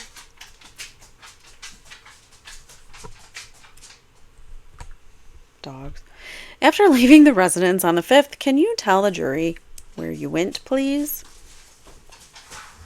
I would have gone back to the Manitowoc County Sheriff's Department, which is in the city of Manitowoc, and to get my personal vehicle so I could go home. Do you know about what time you cleared the scene? In other words, about what time you left, if you remember. I'm sorry, I don't. I know it was late, that's all. The next day, that is, on the 6th of November, were you asked to come back to the scene? Yes, sir. By who? He doesn't ask that. And what were you asked to do on the 6th? On the 6th, when I came out there again with Detective Remacher and Detective Link, and I believe this time Lieutenant Link went into the command post to make contact with who we would be working with Cal County that day. And Detective Remacher and I just kind of waited until he came out. And we were introduced to Deputy Kacharski. And then Deputy Kacharski informed us what our assignment would be for the day. Okay, prior to arriving on the scene, once again, did you know what your assignment was going to be? No, I had no idea. Was an evidence collection team formed or developed that morning on the 6th? Yes, sir. Do you remember who was involved in that team? It was myself, Lieutenant Link, Detective Remacher, and Deputy Kacharski, who's an employee of the Calumet County Sheriff's Department. So they have to make sure that there's somebody from Calumet County with this group. So they have to make sure at all times somebody is with them from Calumet. But did that really happen? We don't know. Now I gotta switch and sit differently on this side. Do you remember who was involved in the team? Okay, it was all of them. Once again, was it determined who would be in charge of that group of search individuals? After the first day, we didn't, I didn't need to be told who was in charge. I knew, but Deputy Kucharski told me that he would be responsible for collecting and maintaining security on any evidence that was located that day. All right. What areas then of search were you involved with? What areas of search were you involved with on the 6th of November? Initially, we started at the garage at Steve Avery's residence. Tell me about this garage, please. It's a wooden frame structure, maybe like a car and a half garage, not attached to the residence. It had a vehicle parked out on the front of it, a black Ford pickup truck. I show you what's been received as exhibit number 38. Can you tell me what we're looking at? That's Steve Avery's residence. That's his garage. That's his pickup truck. All right, and that garage was searched. Is that right? Yes, sir. And was it searched? Who was that searched by? The aforementioned team, myself, Lieutenant Lank, Detective Remacher, and Deputy Kucharski. Do you remember the interior of that garage on the 5th of November? Yes, sir. Can you briefly describe that for the jury? There was a smaller sport utility vehicle parked in one half of the garage. It was a Suzuki Samurai. There was a snowmobile also parked in there, a Ski-Doo snowmobile, and there were some other benches and tools that kind of went all the way around the garage. There wasn't a lot of room in there with all of the other apparatuses that was in there. So in this case, already, and I think the defense had asked and has been admitted, exhibit number 119, I ask you to take a look at exhibit 119. Tell us what you're looking at. That would be the interior of Steven Avery's garage. Fair to say there's a lot of stuff in there? Yes, sir. What kind of search was performed of that garage? I know we had this one before, but I don't know if I still have it. No. I don't really want to download more. It's annoying. I think it breaks, too many breaks in between, but I could find it. Let me see, 38. I really believe we've looked at it before in a different episode, but I just I like to give you guys visuals. Alright, so it's a messy garage. Oh wait, that's not even the picture. 38. Well, it's the outside of his garage. Okay, so that was what it was. What's the... Oh, 119. Sorry, I downloaded the wrong one. 119. I feel like I am a mess today, and this is a messy... I feel really bad. This is a messy stream. I apologize. I'm trying to hold it together. I'm only human. Here we go. This is the garage photo.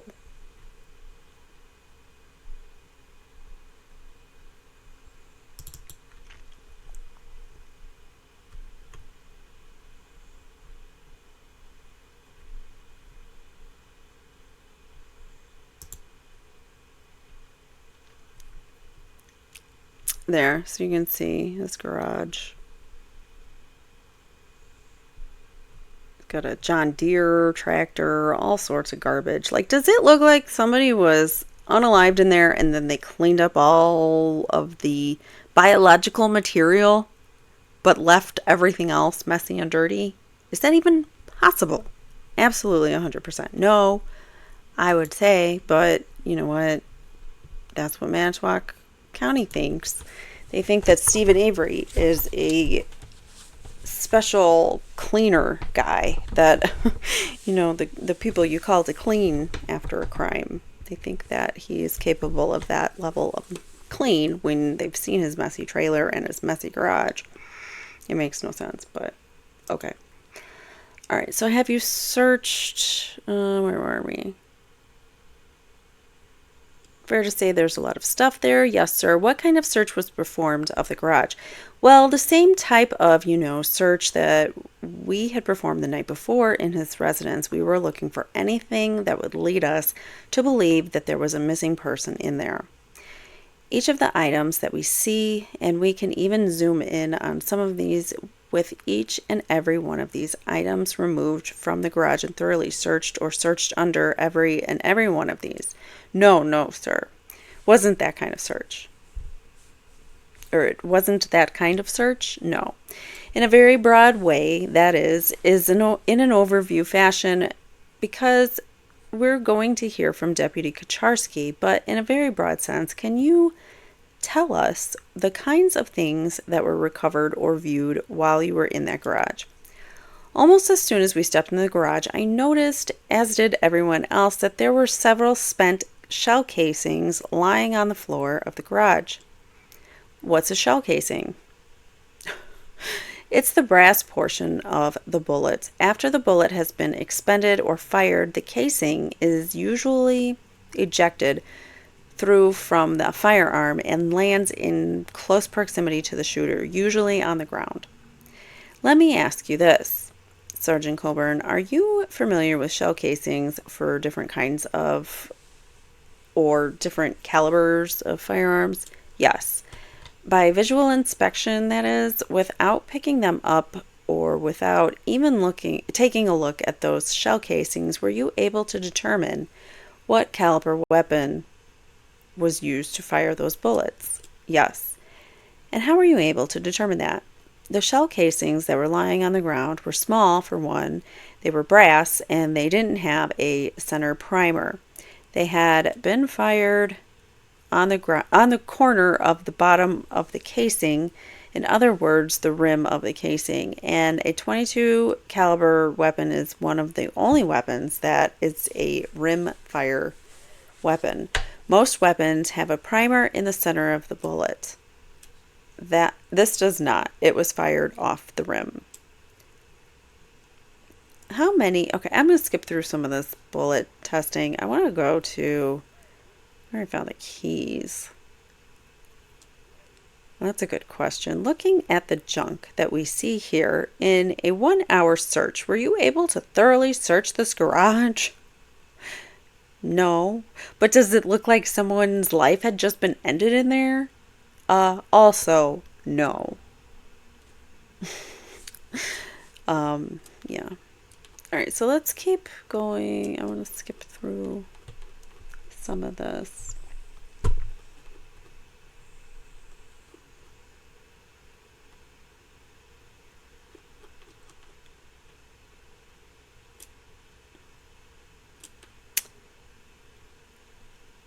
Okay, where are we here? Let's scroll back up.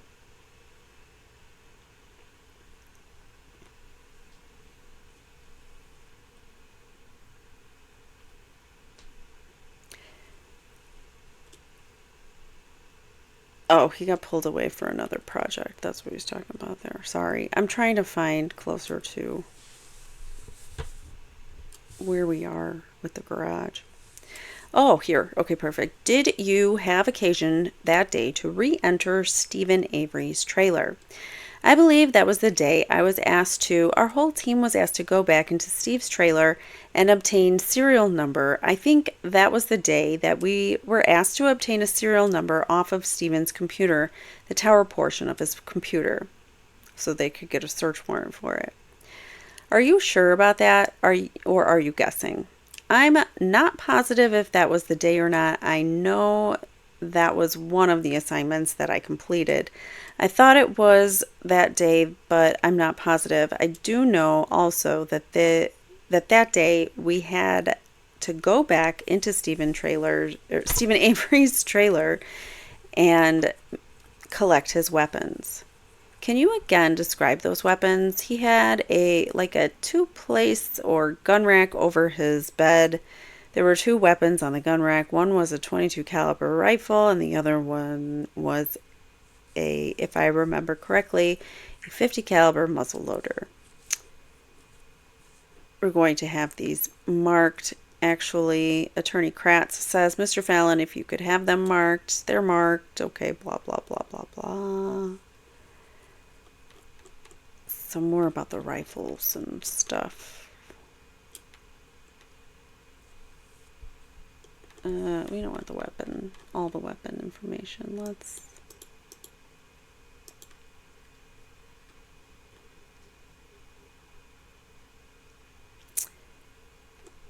Is that an objection? I think that was an objection. Direct examination. Oh, yeah, okay, so court. Court left. We're now back for direct examination with same guy, Kratz, and Sergeant Colborn. So we left off with the next day, I believe, of your involvement with the, on Monday the 7th, do you remember that day? Yes, sir. Were you asked to return to the Avery property? Yes, I was. And by the way, who were you asked to return there by? The Calumet County Sheriff's Office or Department of Criminal Investigation, one of those officers. Well, I still, look, they want to claim that they were okay on the property because Calumet County Sheriff's Office called them in, but they really shouldn't have been there in the first place. They had other volunteers, other officers that could have gone there that were not Manitowoc. They shouldn't have been there. The Calumet County Sheriff's Office sent him there. Okay, so if you could speak up just a little bit, I was either asked to return by the Calumet County Sheriff's Department, one of their supervisors, or by the Department of Corrections or Department of Criminal Investigations Agent Thomas Fassbender. Were you, for lack of a better word, volunteering for this service or these duties? No. On the 7th of November, then, do you recall about what time you returned to the salvage yard? Somewhere between 6:30 in the morning and 7:30 in the morning, I believe. Sergeant Colborn, what were you asked to do on the 7th, if you recall? On Monday, I was informed that by Sergeant Tice that I would be working with him again. So Sergeant Tyson. This would be the same Tyson that I worked with on Saturday, and he informed me that our assignment that day was to go into the Avery salvage yard and open any trunks of vehicles that had not yet been searched because the trunks, apparently, they couldn't find the keys for the vehicles, for these vehicles. Oh, they couldn't find the keys for these vehicles, and we were to look inside the trunks of these vehicles. What? Because they couldn't find the keys? You have to look in the trunks? That doesn't make any sense. What am I missing? That doesn't make any sense to me. All right. So, anyways, were there any other members of your team other than Sergeant Tyson? Also, Lieutenant Lank was with me that day. And did you, in fact, assist in opening up or searching trunks that hadn't yet been opened? Yes, I did. What else happened on the 7th? That took the better part of the morning. I believe in the afternoon we were instructed to start collecting, specifically instructed to collect, I take that back. At some point, we were also asked to get I believe this was the day that we were asked to get the serial number off Steven Avery's computer. Did you assist Sergeant Tyson in that regard? Yes, I did. Can you tell the jury what you did then? The serial number is on the back of the computer, and the portion of the computer that we needed, the serial number was underneath a desk that had been shown earlier, the photograph that was shown earlier. So I crawled underneath the desk and used a flashlight to obtain the manufacturer and serial number of the computer, which Sergeant Tyson wrote down. All right, how long did that process take? At the most, 10 minutes. Did you go into other parts of the residence, or did you confine yourself to the living room area? I just confined myself to the area where the computer was that day. What else did you do then?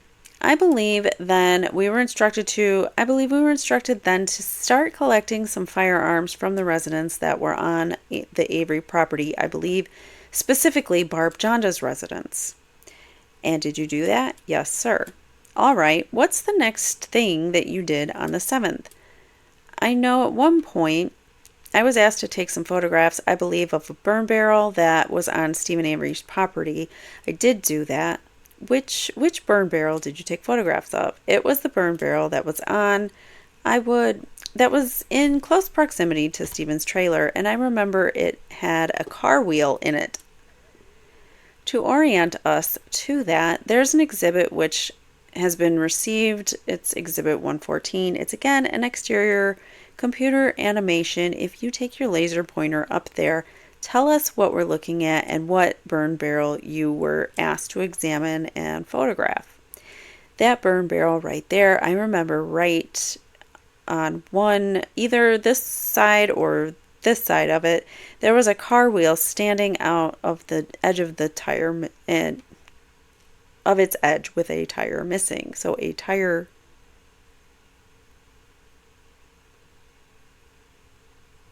car wheel without the tire. Okay. Did it appear to you, at least as you went to the scene and as you look at Exhibit 114, who that burn barrel is attached to? Yes, it's the burn barrel for that residence right here, Steven Avery's residence. Now, Sergeant, you talked about some different kinds of photography. I think you talked about digital as well as 35 millimeter. Do you remember that day, the 7th, what kind of photography you were performing? 35 millimeter, I did not do any digital photography the entire time I was there personally. That way you talked about a wheel next to the burn barrel. I'm going to show you what's been marked as 158. In fact, Mr. Fallon is going to hand it to you, but I would ask if you could just tell us what this is an image of. This is a car wheel. That's at the very edge of the Steven Avery burn barrel, and those wires, I believe, those were around the wheel, are actually part of the makeup of the tire, probably like portions of the steel belt. As we get closer, do a little bit of close-up. Can you see that better on the screen? Yes, sir. By the way, Exhibit 158, is that a photo that you took or likely took? Yes, sir. Ken Kratz says, in all honesty, Judge, so I don't forget, I'm going to move the admission of 158. Any objection? None. 158 is admitted. Were you asked to do anything else on the 7th, Sergeant? I believe I was also, at some point, apparently the command post received word that some searchers had located an area that it looked suspicious. There was plastic poking up from the ground, and it looked like the ground had been disturbed. So I was asked to go out to the area along with the Wisconsin State Crime Lab, Sergeant Tyson and Lieutenant Link, and help the crime lab if they requested it to excavate that area. I believe it was off Cuss White Cedar Road. This is something that Mr. Ertl yesterday talked about a potential burial site, but what wasn't? Was that your understanding? That it turned out not to be? Yes, it turned out to be nothing.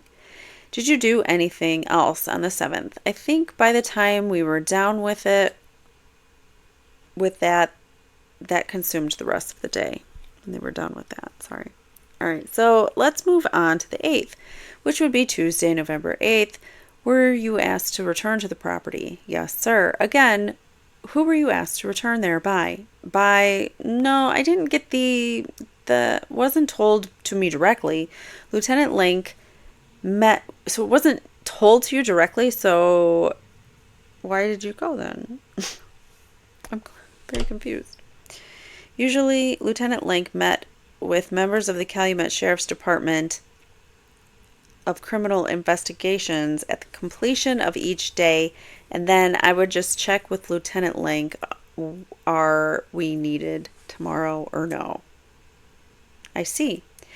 And then he said, we're needed tomorrow. Did you show up on the 8th? Yes, sir. And who were you attached to, or who were you assigned to that day? I was assigned to Deputy Dan Kacharski from the Calumet County Sheriff's Department. Do you know what you were asked to do on the 8th? Yes, Deputy Kacharski, Lieutenant Link, and myself were instructed by Special Agent Fassbender to look for some specific printed material inside Steven Avery's residence. Okay, and to collect the same. Did you have occasion to enter Steven Avery's bedroom on the 8th of November? Yes, sir. And did you enter the bedroom, or who did you enter the bedroom with? Deputy Kacharski and Lieutenant Link. How long did you spend in that bedroom on the 8th, if you recall? An hour or so. Were you directed to perform any search of that trailer, specifically of the bedroom? Before we started on the bedroom, I was instructed with Deputy Kacharski, to remove the computer and to wait until the computer was picked up by another law enforcement officer. Okay, did you do that? Yes, sir. Then moving to the bedroom, my question is whether you were to perform a search that day. Yes, sir. I'm showing you what's been marked for identification as exhibit number 208. Can you tell what it is, please? These are photographs of a cabinet that's right next to the desk in Steven Avery's bedroom. That would be the same bedroom where the firearms were that I described before. So if we look at, I think it's this one. Yeah, no. If we look at this one, so the little desk that is, so there's a desk right under the window, but then there's a little, a smaller cabinet or shelving unit, and that is what they're talking about right now. All right, so we're just talking about the first one now, exhibit 208. That's the photograph here. It's a picture of, this is a desk. I'm actually going to put a view up for the jury so they can see. Okay, this is a desk. There's an open area. That's the picture. This is a cabinet. You can see how closely it is positioned to the desk there. Let me just stop you. Is this something that you earlier called a bookcase? This cabinet, I'm sorry, yes, I called it a bookcase, and that's actually, I guess, what it is, a bookcase. Just so that the jury understands, was this the item from which the handcuffs and the leg irons were seized a couple days earlier? Yes, sir. It's easier to see now with this picture. The leg irons and handcuffs were located in this area here. Now, this particular photograph, you can see a pair of slippers, bedroom slippers next to it. Is that right? Yes, sir. You can see an electrical outlet or a socket. Is that right? Yes, sir. Can you point to that, please? Were you asked, or at least as part of your responsibilities of searching the bedroom, were you asked to do a thorough search of this piece of furniture? Yes. And did you do that? Yes. In performing that search, Sergeant Colborn, did you move or manipulate this piece of furniture at all? Yes, sir. Can you describe for the jury, please?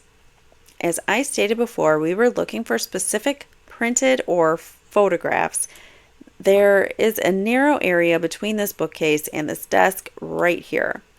And in order to make sure that there was no evidence or anything else that we needed lodged between there, I actually tipped this to the side and twisted it away from the wall. If you can describe that further, I don't know if you do it with your words or show us with your hands. How did you do it?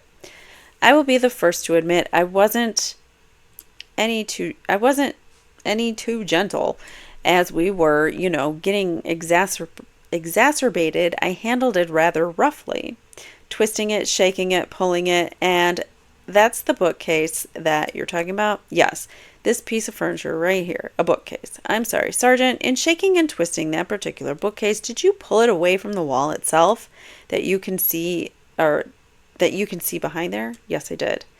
After that process was complete, were the items, the binder that was in the lower left-hand corner of the bookcase, can you point to that, please? Was that and the other items within the bookcase removed and examined by yourself and your other members of the team? Yes, sir. Did you have occasion to replace those items into the bookcase after having pulled it from the wall? Yes, sir. what was done with the bookcase after that thorough search of those materials was completed. The items that we didn't use or collect as evidence, the binder and some of the other things there were kind of stuffed rather forcefully back in there, and other items that we were going to collect as evidence we had so many that we didn't have a container in the room large enough to hold them all. So Lieutenant Link exited the bedroom to get a larger container, and I began to search this desk area. By a larger container, what are you talking about? A box. Now, at this time, that is, as the search was completed, what was done with that piece of furniture? What was done with the bookcase itself? It was still kind of away from the wall, but it was more or less stuffed back into its original position.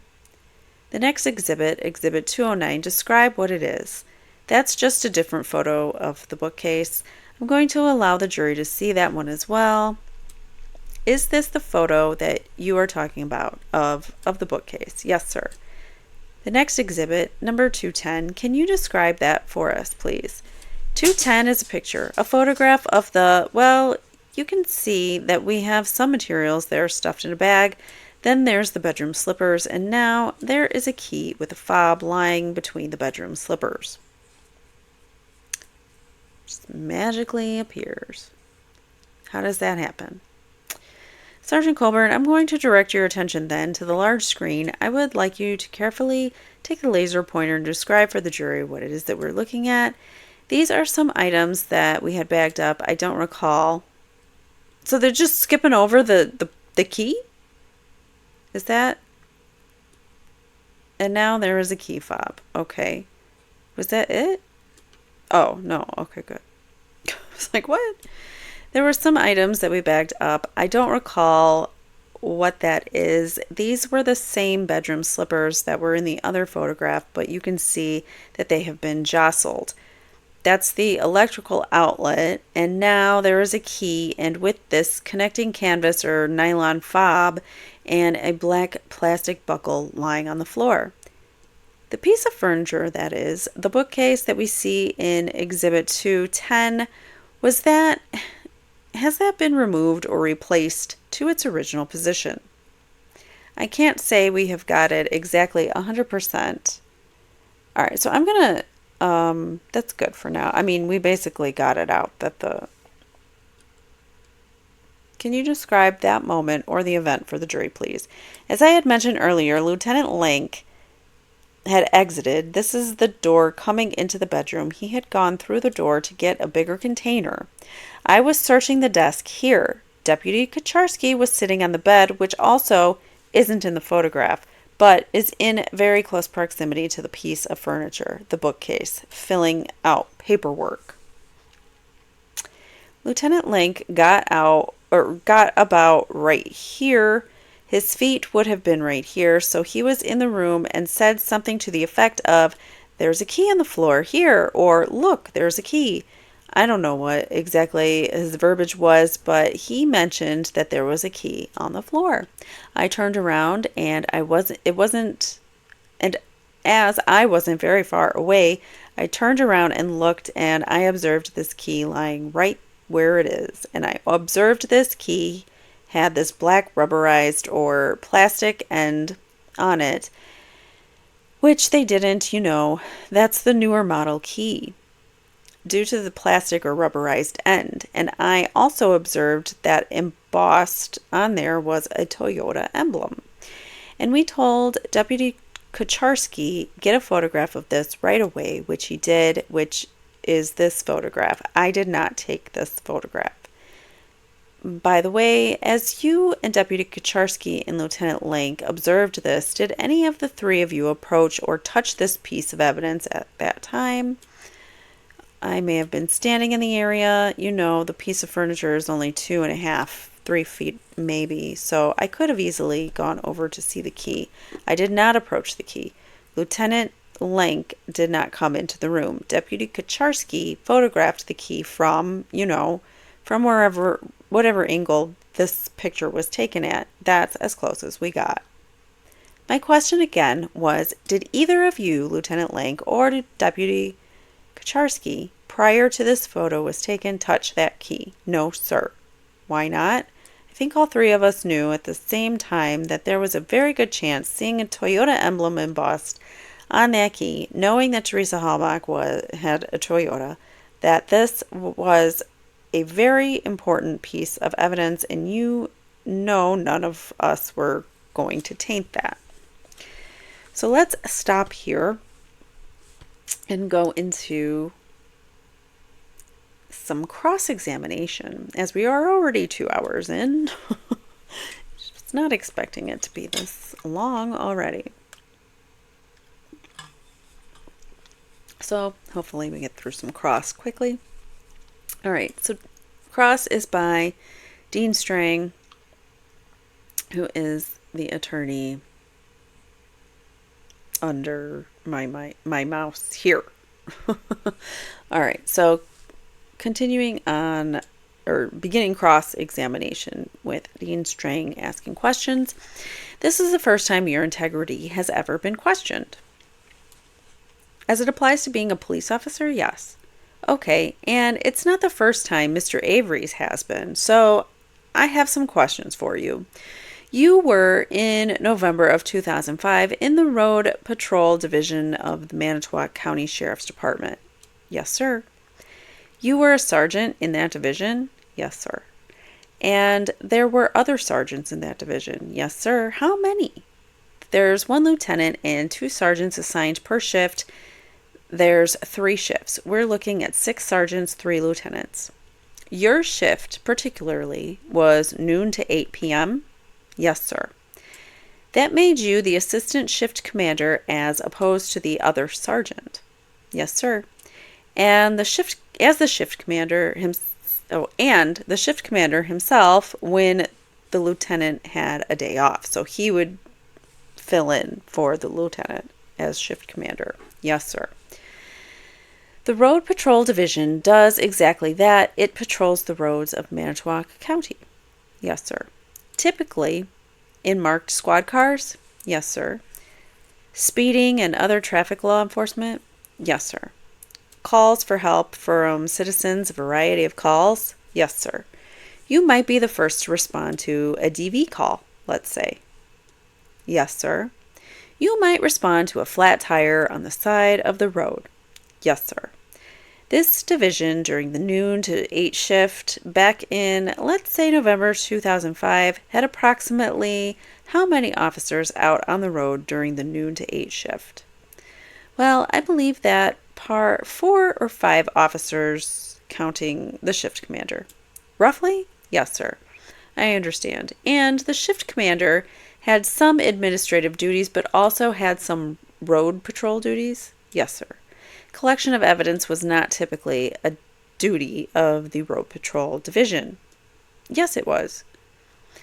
That is, some members of the Road Patrol Division may be trained in the collection of evidence, correct? Correct. Just as some members of other divisions of the Manitowoc County Sheriff's Department may have special training as evidence technicians or in evidence collection, correct. The Sheriff's Department includes, as one of its divisions or bureau units, if you will, an investigative unit? Yes, sir. To make it easy, both patrol and investigations are assigned to the Operations Division of the Manitowoc County Sheriff's Department. Very well, thank you. But they are separate units separate units within the Operations Division. Yes, sir. You had been trained in evidence collection as a technician? Yes, sir. You went back to it, I think, 1997? Yes, sir. That was something for when you volunteered? Yes. And you were accepted, or someone accepted your offer, and you got some special training? Yes, sir. One of the people from whom you got that special training is seated right over there, second to my right in the back, true? Evidence tech training? Yes. No, sir. Didn't get that kind of training from Special Agent Fassbender? No, I did not. What training did you get from Special Agent Fassbender? I'm talking about well before November 2005 now. Special Agent Fassbender was my DAT, which is Defense and Arrest Tactics instructor during the Recruit Academy at Fox Valley Tech. All right. Nothing happened directly to you with evidence collection? That's correct, sir. But you went through a recruit academy. Yes, sir. And as do all police recruits and candidates or candidate officers. Yes, sir. How long did that academy last? It was 400 hours when I went through the academy. 10 weeks, roughly. Roughly 10 weeks. Full time? Yes, sir. All right. We'll come back to that in a little bit. Did you have any training as an evidence technician from Lieutenant James Lank? Yes. He, to be lieutenant in charge of the detective unit within the operations division? Yes, sir. Are there more than one lieutenant in the detective unit? No, sir. So he's the chief detective, in fact, of Manitowoc County? Yes, sir. Within the sheriff's department, he was involved in training you as an evidence technician.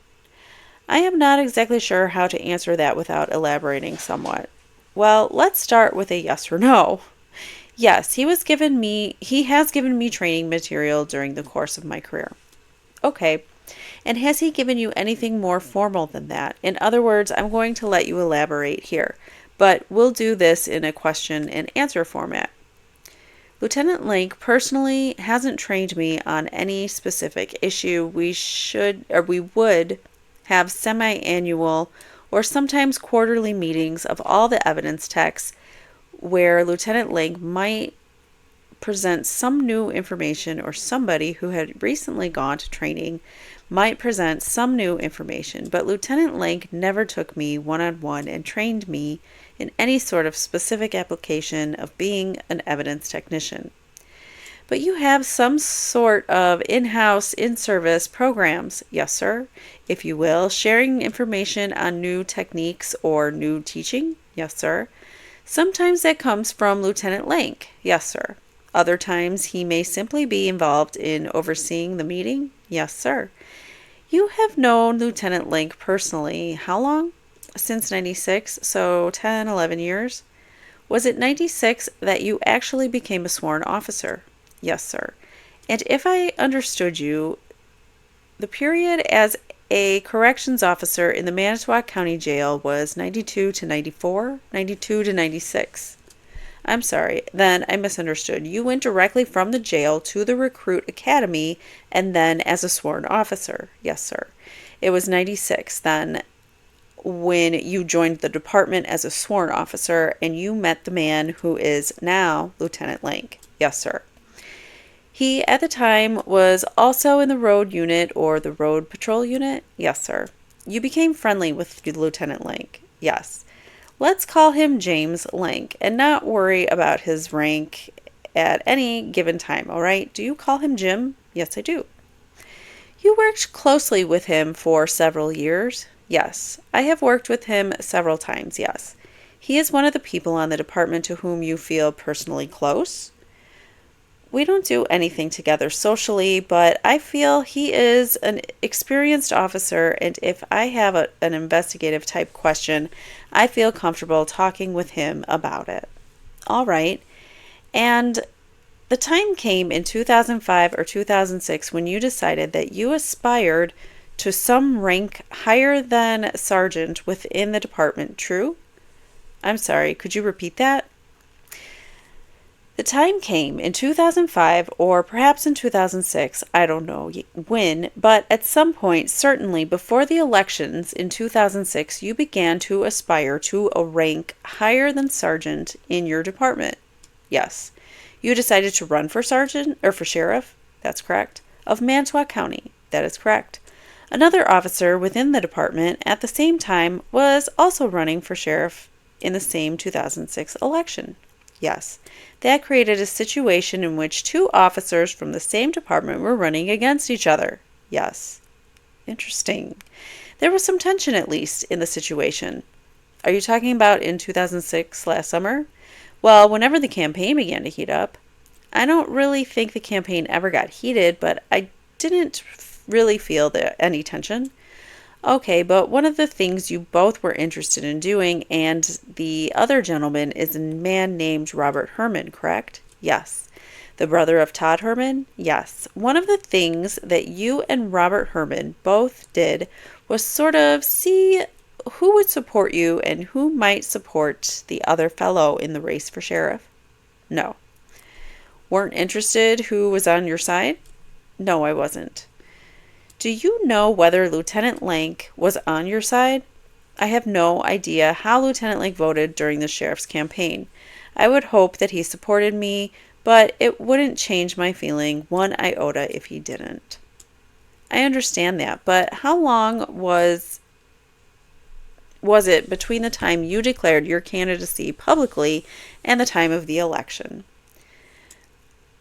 I thought we had to have our nomination papers filed in May of 2006, and the election was in November of 2006. Okay, so let's call it 6 months roughly.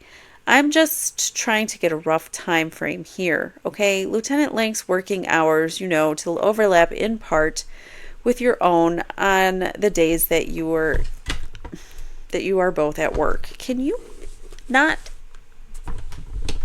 disturb everything with my computer, please? Can you lay down? Dog. Just knocked everything. Sorry. Okay.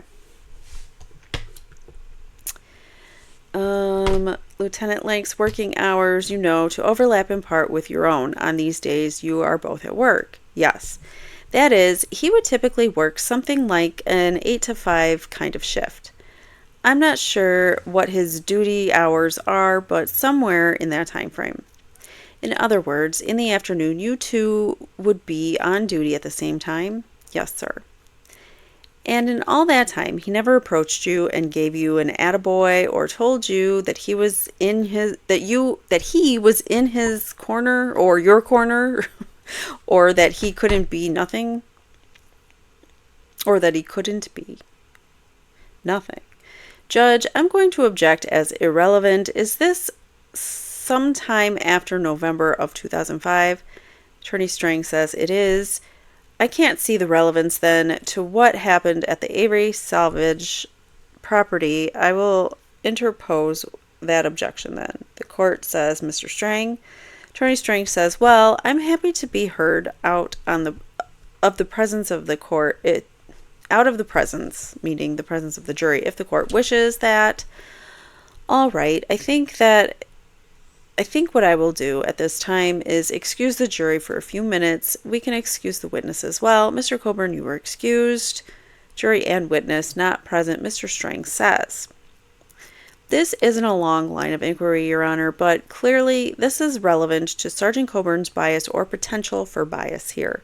Sergeant Lank was his partner through several days of searching.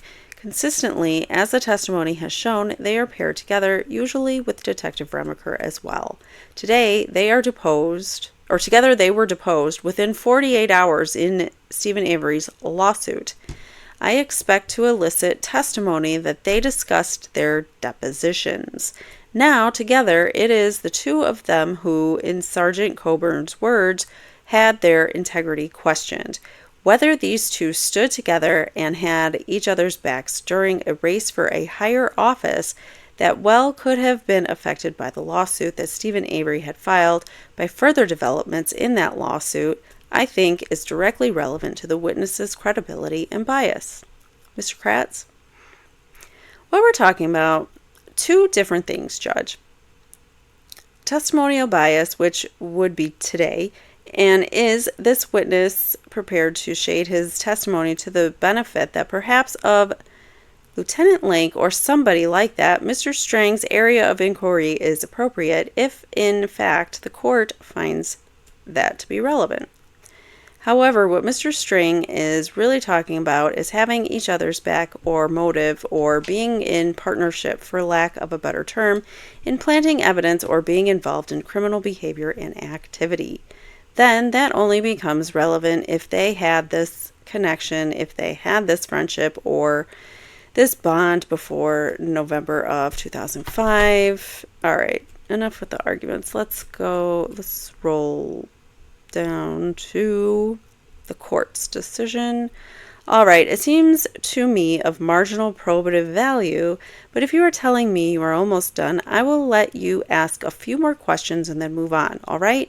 We can bring the jurors back, and then if the victim witness coordinator is here, she can bring Mr. Colborn in. The jury is now present. You may be seated. Mr. Strang, thank you. All right, so Mr. Strang continues. So the question was, Sergeant Colborn, in the months leading up to this election, are you telling this jury that there wasn't any time when Lieutenant Lank approached you and told you either that he was in your corner or couldn't support you for sure? No, I'm not saying that. Well, what did he tell you about whether he was supporting you? I tried my hardest not to have any discussions about the election at work because I didn't want it to distract from work. Privately, Lieutenant Link gave me every indication that he was supporting me. Privately, you took him to be in your corner. Yes. You may want to get just a little bit closer to the mic. When was it that you began to think seriously about running for sheriff yourself? January or February of 2006? Had the idea occurred to you back in 2005? I can't recall specifically. I may have thought about it. But at least by January or February 2006, you had a building sense that maybe I could do the top job in this department. Yes, sir. Maybe I could do some things a little bit differently than I see them being done. Yes, sir. Maybe I could bring something important to the job of sheriff and serve the citizens of Manitowoc County. Yes, sir. By May, that idea had become strong enough to cause you to go through all the steps necessary to declare a candidacy. Yes, sir. And you had not run for an elected office before? Actually, yes, I had. Okay, at a county-wide level. Yes. All right. So at least the process you were familiar with and willing to undergo again. Yes. Knocking on doors, speaking at Lions clubs, dinners, that kind of thing. Yes, sir. Now, it was, I think, October 13th, 2005, in specific, in which your deposition was taken in the Mr. Avery lawsuit. Yes, sir. When was it? October 13th. October 13th. And then October 31st is when Teresa goes missing. I mean, you can't make this stuff up, folks. I'm not saying that the cops did anything to her, but I believe that they found her car and possibly her remains even before anybody else and may have planted them on the property or had help planting them on the property. All right, so yes, sir. Was this the first time you had ever had your deposition taken? Yes, sir. New experience for you? Yes. You were not so much asked to attend a deposition as you were the recipient of a subpoena to do so. I believe so, yes, sir. The deposition process involved being sworn same oath that you took today, essentially. Yes, sir. But in a conference room or library or a lawyer's office. Yes, sir. You were questioned by Mr. Avery's lawyers at that deposition? Yes, sir. You sat across the table from Mr. Avery himself that day, October 13th, 2005. I know Mr. Avery was in the room. I don't know. I wasn't like I was directly in front of him, no. No? He was down at the end of the table. Yeah, and I didn't mean directly across, but the two of you shared this conference room and the table. Yes, sir. Along with other people. Yes, sir. Court reporter? Yes, sir. Various lawyers? Yes, sir. Some of the questions concerned a telephone call that you had taken. Yes. You understood the call, which today you can place only as 94 or 95. That's correct. You understood the call to be coming from someone who was a detective. Yes, sir. Detective with a law enforcement agency. Yes. In an adjoining or nearby county. I believe so, yes. You don't remember the details today? No, I don't, sir. And indeed, on October 13th, 2005, you didn't remember many of the details either. No, sir. But the gist of it was, we have got somebody here in custody who we think maybe did an assault in Manitowoc County. That was part of it? Yes, sir. And we further think that you may have someone in jail for that assault. That was the gist of the phone conversation, yes. Right. And I understood you don't remember the exact words, but that was the gist. Yes, sir. Now, as a corrections officer in the jail, this was not directly your responsibility. No, sir. You passed or tried to pass the call to the detective unit? Yes, sir. So remember I said that in the first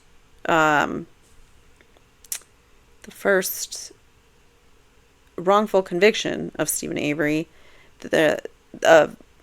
someone admitted to in another county's jail, a prisoner, somebody that came into that jail, admitted to the crime that Steven Avery was actually in prison for in Manitowoc, and they sat on this information. They knew it and they sat on it. So that's what these are referencing. Now, the corrections officer in the jail, this isn't directly your responsibility. No, sir.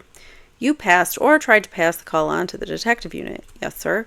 But you understood that you were being told by a law enforcement officer that Manitowoc County may have someone locked up who didn't commit the crime for which he was imprisoned. That much you understood? Yes, sir. Was that a matter to shrug off for you? I didn't shrug it off, sir. I did what the caller asked me to do, connect him to the detective. I think actually you suggested that perhaps the caller should talk to a detective. No, he specifically asked for a detective. How he happened to call the jail and get to you, do you have no idea? No, I don't, sir. Lieutenant Link, you were aware, also was deposed, and his deposition taken in this same lawsuit. Yes, sir. This was a federal lawsuit? I don't even know enough about it to know whose jurisdiction it was. Are you kidding me? You're in it. I know there was a lawsuit. All right. Do you know if it was down in Milwaukee? The deposition or the lawsuit? Either one. My deposition was in the city of Manitowoc. I don't know where the lawsuit, I don't know. Fair enough, but you did have an opportunity to talk to Lieutenant Link about the fact that he too was having his deposition taken. I don't recall discussing the deposition portion of it with Lieutenant Link. What did you discuss about the civil lawsuit with Lieutenant Link? Court says, excuse me, counsel, are you referring to some time before the deposition or after? I'm referring to the time immediately before the deposition, after you would have gotten your subpoena. Okay, yes. I knew that Lieutenant Link had a subpoena for the same deposition that I did. Yes. Okay, and I'm not interested in the content of your conversation, which probably would be hearsay, but the two of you established that one another had subpoenas for depositions in the lawsuit. Yes, sir.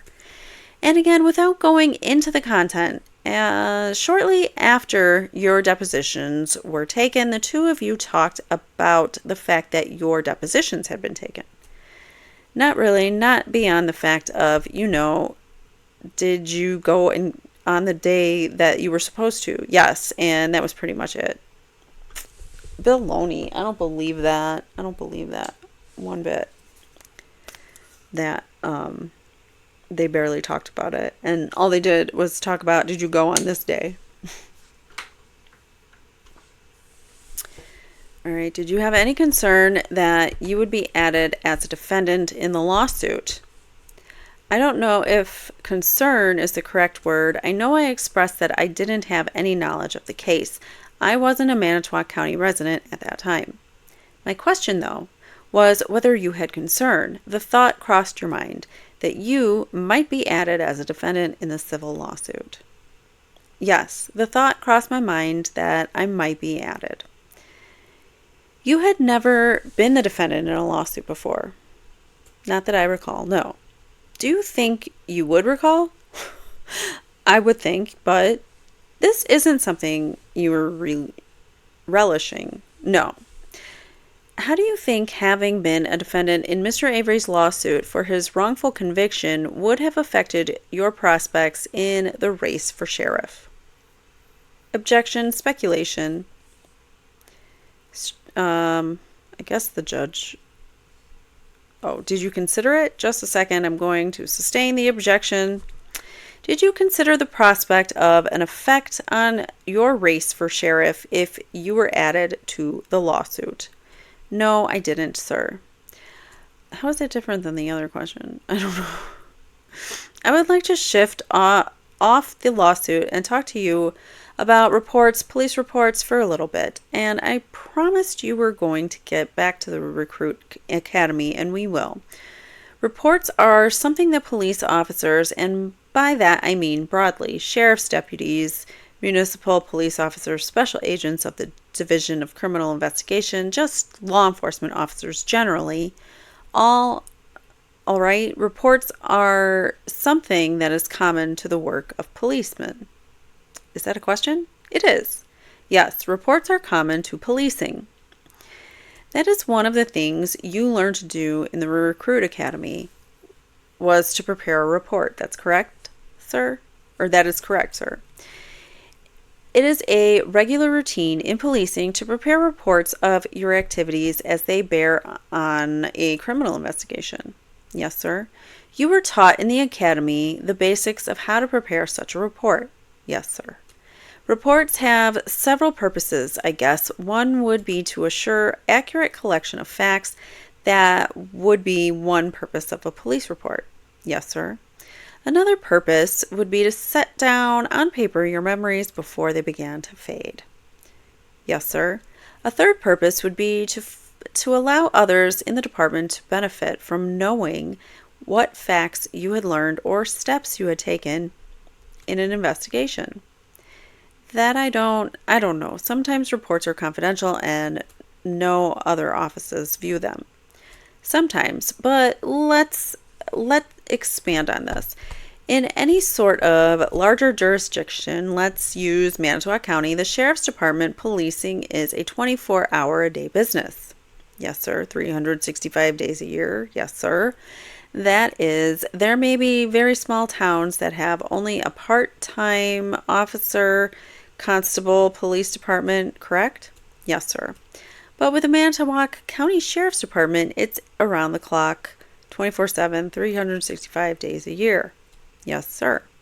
Obviously, no single officer can work 24 hours, 7 days a week, so you divide the day into shifts. That's correct, sir. A criminal investigation that happens to begin on one shift may be carried over on another. Yes, that's possible. Officers who actually don't work the same shift may be working the same investigation. Yes, sir. Witnesses may have to be interviewed, and their working hours may require officers who work on the late shift or the overnight shift to conduct the interviews. Correct. So by preparing reports, officers on one shift can share their information with officers on other shifts? Absolutely. And in this sense, there is a collective benefit that allows the department to continue its criminal investigative duties around the clock. Yes, sir. Yet another purpose of police reports is to report upward to supervisors what it is that you are doing. Yes, sir. Reports typically are reviewed by supervisors. Yes, they are. For accuracy. Yes. Where is he going with this? For thoroughness. Yes. For completeness. Yes. Preparing reports is something that a thorough police officer does. Yes, preparing reports is something that a police officer should do in a timely fashion. True. Yes, because again, one of the first purposes is to get the facts down on paper accurately while they are fresh in your mind. Yes, sir. And preparing reports in a timely and thorough way is something that a fair police officer does, isn't it? I would imagine, yes, sir. That is, you want the report to be objective. Yes. Accurate in the sense of fair and factually correct? Yes. Not tilted or biased in any fashion? Correct. The idea is to lay out the facts and see where they lead. Yes, sir. And prepare reports then, and as they go up the stream for the supervisor review, the supervisor typically will sign off or indicate approval in some fashion. Yes, sir. Or send the report maybe back for further work. Yes, sir. You are a supervisor yourself in the road patrol unit. Yes, sir. You fill this function. That's one of your administrative duties, is to review reports prepared by deputies under your in the road patrol unit. Yes, sir. You encourage them to file timely reports? Yes. Thorough reports? Yes. And fair reports? Yes. The reports you know, after now 10, going on 11 years as a sworn law enforcement officer, then sometimes will go further to a prosecutor? Yes, sir. Prosecutors rely on those police reports in making charging decisions. Yes, sir. I love how he's laying that all out. All right. If they elect to charge a case, you know as well in your criminal justice system that the reports then go to the defense once a case has been charged in court. Yes, sir. The defense lawyers then rely on the thoroughness of those reports. Yes, sir. The accuracy of those reports. Yes, sir. The timeliness of those reports. Yes, sir. And at the very practical level, if later you, as an officer involved in some activity, have forgotten exactly what happened, you can turn back to your report. Yes. Use it to refresh your recollection. Yes, sir. Sometimes use a report of other officers to refresh your recollection. Yes, sir. Which again is you relying on the accuracy and the thoroughness and the timeliness of reports by other officers. Yes, sir. And if you were to change your explanation of what happened, either the prosecution or the defense might use the report to show that you had said something different in that report. Yes, sir. If you don't prepare a report, then you haven't committed anything to paper, correct? Correct. And someone who doesn't commit anything to paper then can't be pinned down on the details as would someone who had made details on paper. Okay, that makes sense. Makes sense to you? Mm-hmm. Okay, now let's go into this investigation, the activities concerning this investigation. Are you with me? Yes, sir. November 3rd, 2005, when you learned from Mr. Wiegert that Teresa Halbach was missing, was just about exactly to the day 3 weeks after your deposition in Steven Avery's lawsuit. Yes, sir. You were the shift commander that day, as we have established. Yes, sir. You learned about Miss Halbach missing. About what time? Somewhere between 6:30 and 7:30. You were scheduled to get off shift at 8? Yes, sir. Nearing the end of your day? Yes, sir. As shift commander, you could have assigned anyone in road patrol to go out to the address on Avery Road. Yes. You chose to do it yourself. Yes. Did you go alone? Yes, I did. At that time, all you knew is that this address on Avery Road was one of the appointments that Ms. Halbach evidently had the day that she was seen by friends and family. Yes, sir.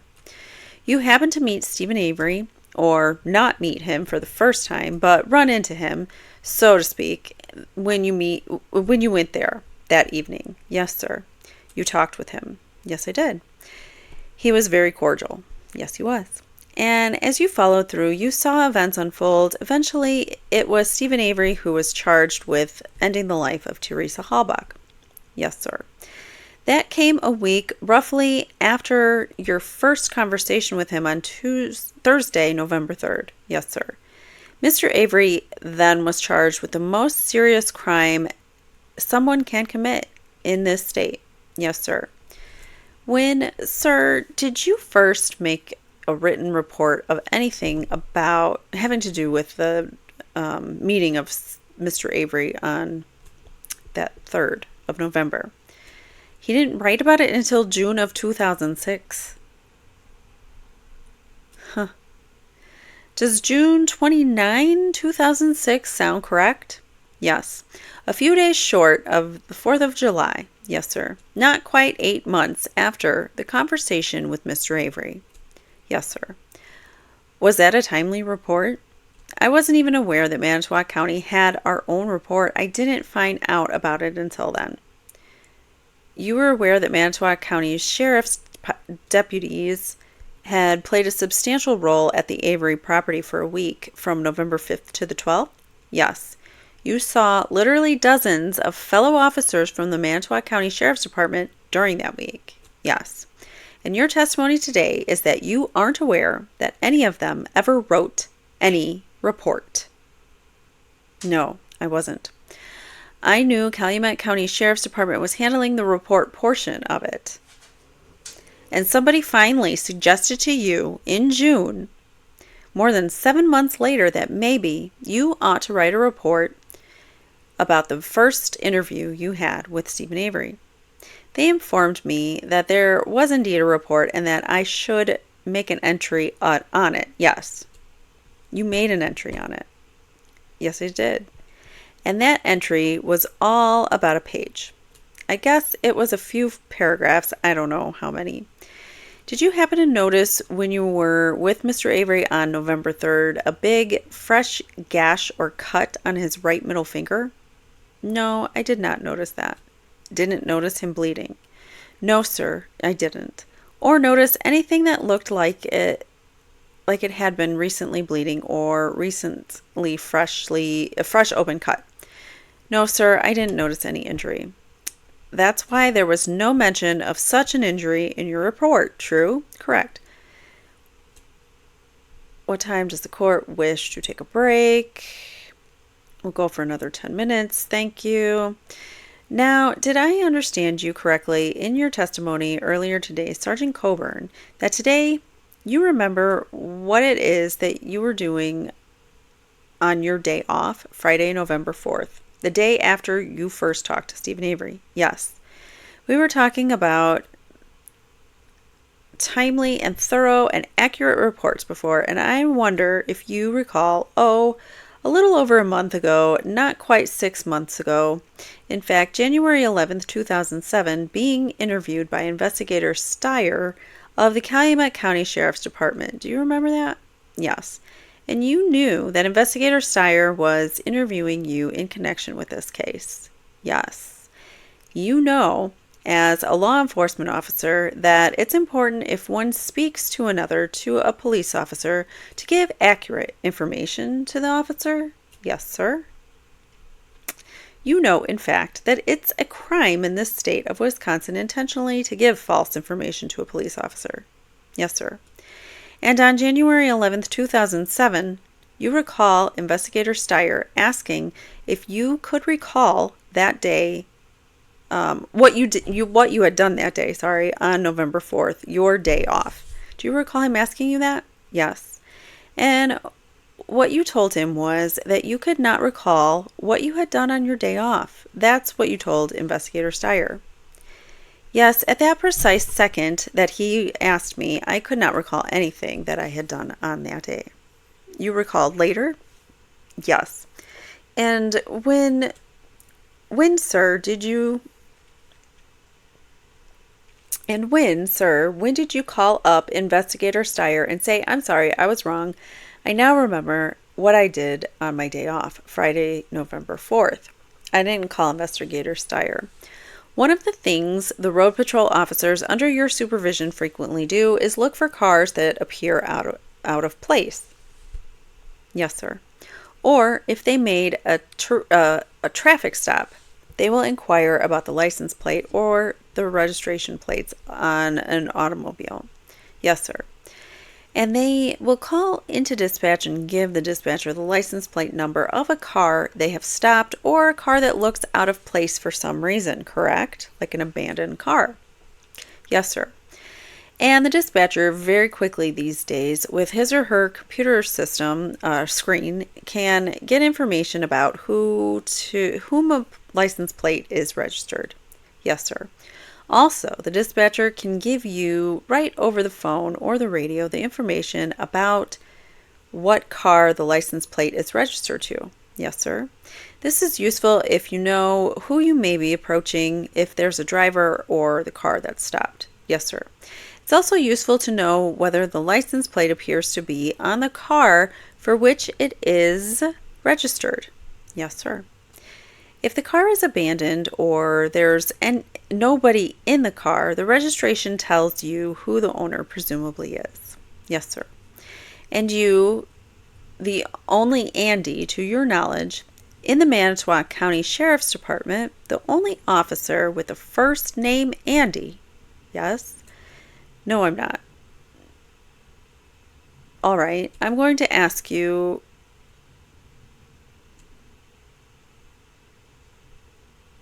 Wait, he says, okay.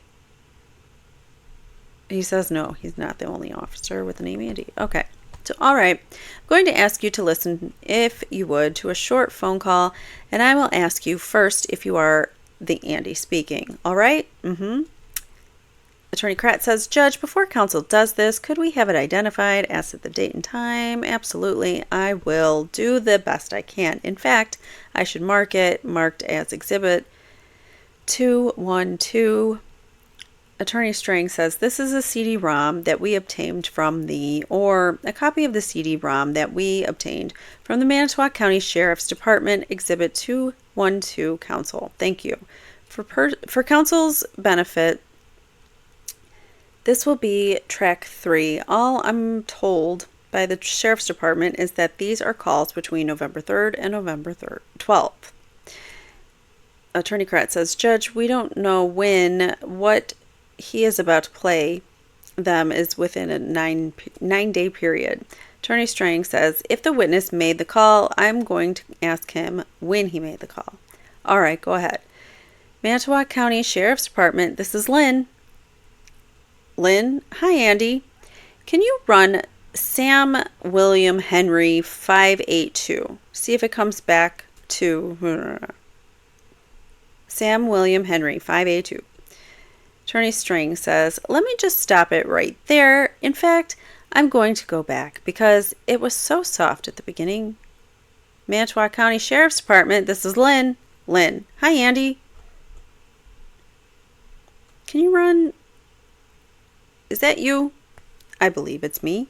Okay, and now he continues playing Sam William Henry 582. See if it comes back to inaudible.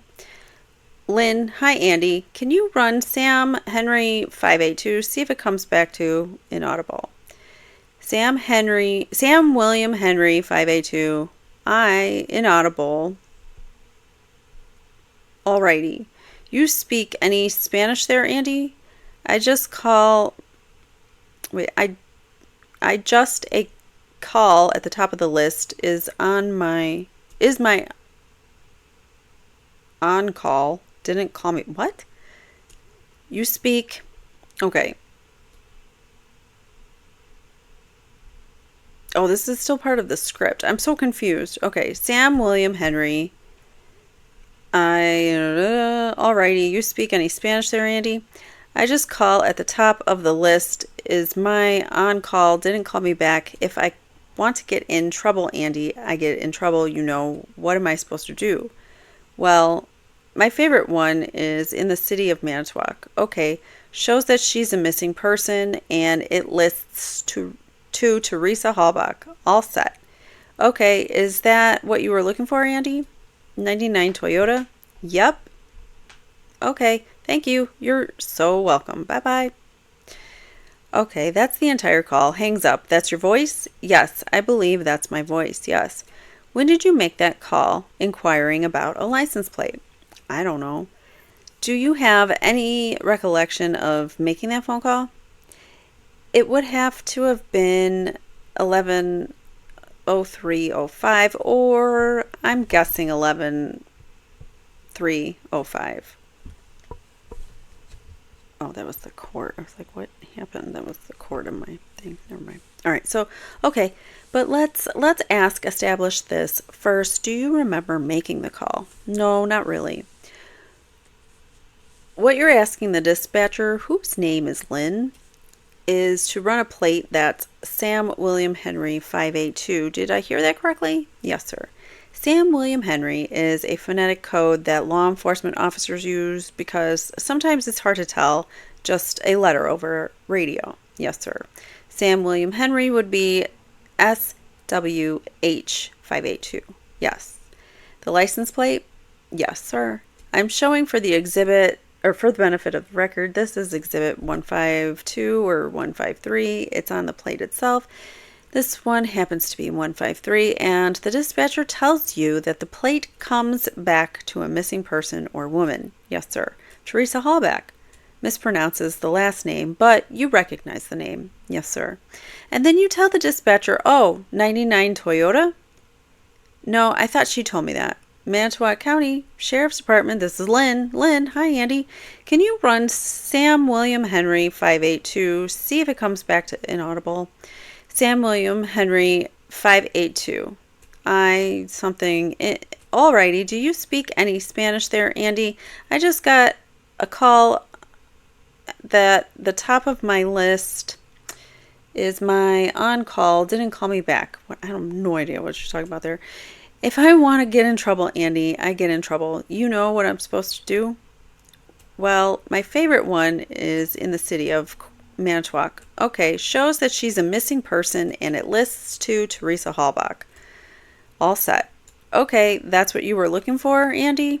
99 Toyota? Yup. Okay, so he does say, he said it, 99 Toyota. Thank you, you're so welcome, bye-bye. Actually, it's you who suggests that this is a 99 Toyota. I asked if it was a 99 Toyota, yes. And the dispatcher confirmed that? Yes. Were you looking at those plates when you called them in? No, sir. And your best guess is that you called them in on November 3rd? Yes, probably after I received a phone call from Investigator Wiegert letting me know that there was a missing person. Investigator Wiegert, did he give you the license plate number for Teresa when he called you? I don't remember the entire content of our conversation, but obviously he must have because I was asking the dispatcher to run the plate for me. Did you not trust the Investigator Wiegert got the right number? That's just the way I would have done it. It's not a true trust or distrust issue. It's a good question though. I mean, why would you even bother to have the dispatcher look it up? If your boss or your coworker gave you the information of something, it's not like you would double check it to make sure that they were wrong or right. I don't know. All right, so I'm about to move to a different area, Your Honor. All right, well, we'll take our afternoon break. And let's see if we can get a little more of this in. All right, so Attorney Strang continues. So as you sit here today, Sergeant Colborn, you don't recall whether Investigator Wiegert gave you Ms. Halbach's telephone number when he called you that Thursday evening. He never asked me anything about a telephone number. But you think he must have given you her license plate number, but did I say telephone number? Yes, you did. Oh, I'm sorry. I apologize. What I meant is you don't recall, as you sit here today, whether Mr. Wiegert gave you Teresa Halbach's license plate number when he called you on November 3rd. No, I just don't remember the exact content of our conversation then. But he had to have given it to me because I wouldn't have the number any other way. Well, and you can understand how someone listening to that might think that you were calling in a license plate that you were looking at on the back end of a 1999 Toyota. From listening to that tape, you can understand why someone might think that, can't you? Attorney Kratz says, it's a conclusion, Judge. He's conveying the problems to the jury. Court says, I agree. The objection is sustained. All right. Well, question. This call sounded like hundreds of other license plates or registration checks you have done through dispatch before? Yes. But there's no way you should have been looking at Teresa's license plate on November 3rd at the back end of the 99 Toyota. Asked and answered, Your Honor, he's already said that he didn't and was not looking at the license plate. Sustained. There's no way you should have been there, is there? I shouldn't have been, and I was not looking at the license plate. Because you are aware now that the first time that Toyota was reported found was 2 days later on November 5th? Yes, sir. You were aware that it was found without its license plates? Yes, sir. You are aware that the license plates weren't found until November 8th. So he calls in the 3rd with plate numbers. The car's not found until the 5th, or I'm sorry, she's not reported missing until the 5th. No, that's not true. The 3rd she was missing. What was reported found? Sorry, it was found on the 5th. So many dates sometimes. So she's reported missing on the 3rd. He calls the dispatcher on the 3rd. So same day. Car is found on the 5th and license plates are found on the 8th. Just in case it was getting confusing, because I know there's a lot going on. So you are aware that it was found without its license plates? Yes, sir. You are aware that the license plates weren't found until the 8th? Yes, sir. Now you spend a good bit of your time, your working hours at least, between November 5th and 9th at the Avery salvage property? Yes, sir. You were asked on direct examination if you remembered when you first arrived on Saturday, November 5th at that property. Do you recall that? Yes, sir. And if I heard you correctly, which you said is you thought somewhere between 5 and 5:15. That's what I thought, yes. Is that your recollection as you sit here now? Yes. Okay, now that's a question that you have been asked at a prior hearing in this case, correct? Yes. Back on August 9th, 2006, you testified at a hearing? Yes. Page 42, counsel, and on August 9th, 2006, you were asked the following question and gave this answer. Question. Okay, now moving onto Saturday, November 5th, can you tell me what time you arrived at the Avery property? And your answer was sometime between 6 and 6:30 in the evening. And I will show you the transcript. Is this the question you were asked and the answer you gave on November 9th or on August 9th? Yes, it is. Now, since then, you have had the chance to get prepared to testify for this trial. Yes, sir. One of the things that you have had the benefit of doing is sitting down with a gentleman to my right at the prosecution table. Yes, sir. And they ran through some of the areas they expected to cover with you in your testimony. Yes, sir. And you did not have the benefit of doing that on or shortly before August 9th. 2006. Yes, I did. Actually, we did it on June 29th, 2006. The date was that you previously mentioned. Okay, 5 or 6 weeks earlier. Yes, sir. Specifically, have you had a chance, though, since August 9th, to look at the log sheet for November 5th, 2005 at the Avery property? I have not.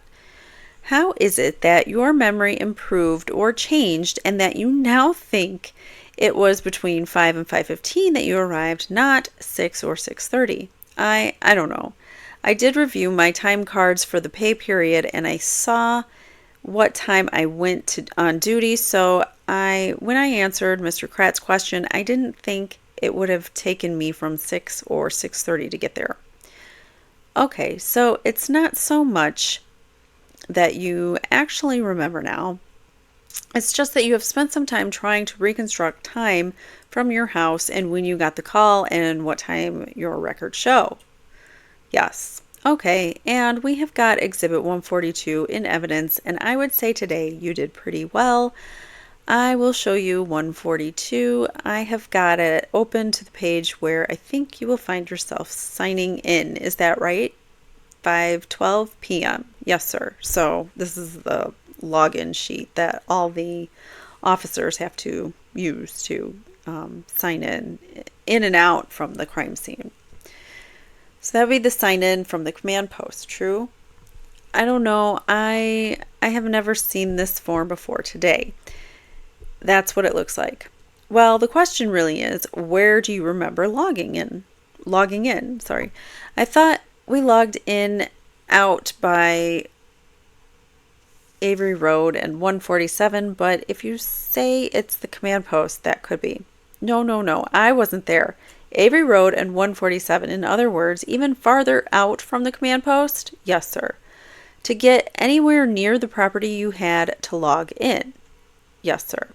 All right, 512, you logged in. Yes, sir. Do you recall now whether Lieutenant James Link was there when you arrived on November 5th? I don't know if he was there or came later. I don't know. Okay, and you do know that you logged out with him and with Detective Remacher that evening. Do you recall that? Yes, sir. Remember he said they all left together. And indeed, you can see that if you flip forward a 3 pages, you can find where you have logged out on Exhibit 142. Yes, sir. The 3 of you, Link, Colborn, Remacher, log out another 10:41 p.m. Yes, sir. Now you were, as I say, spending most of your working hours out there somewhere on the Avery property from November 5th through at least the 9th. Yes, sir. You, as you told us already, you went into Steven Avery's trailer a number of different times during those several days. Yes, sir. You said on direct examination, at least initially, you still viewed this as a missing persons case. Yes, sir. You also knew that that by the time you entered Mr.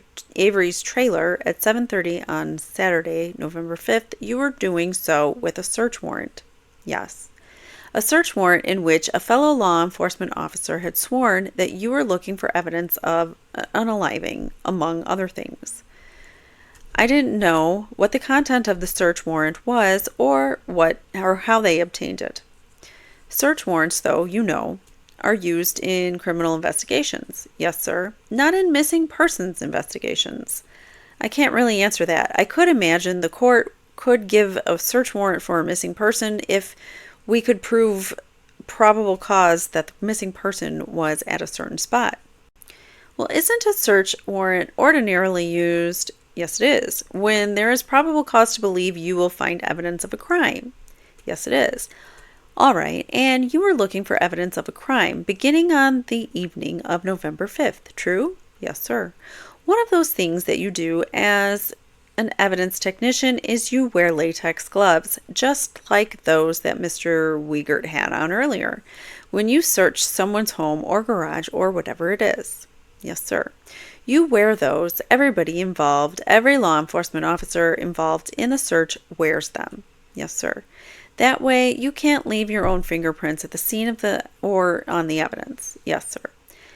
And in theory, you shouldn't be leaving your own DNA on the scene or on the evidence. Correct, sir.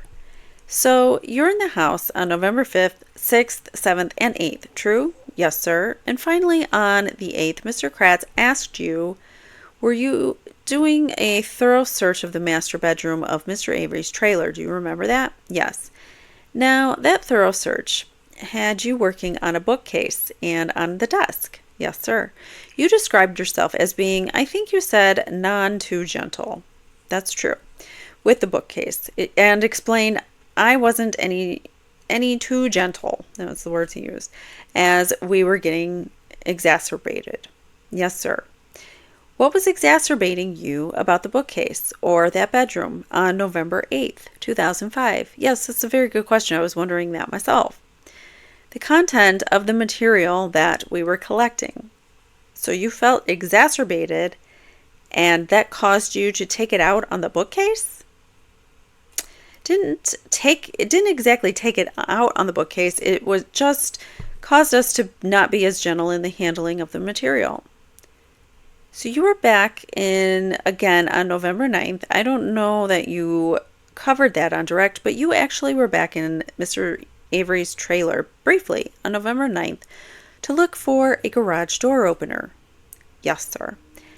That was also with Lieutenant Link, correct? And a Calumet County deputy? Yes, sir.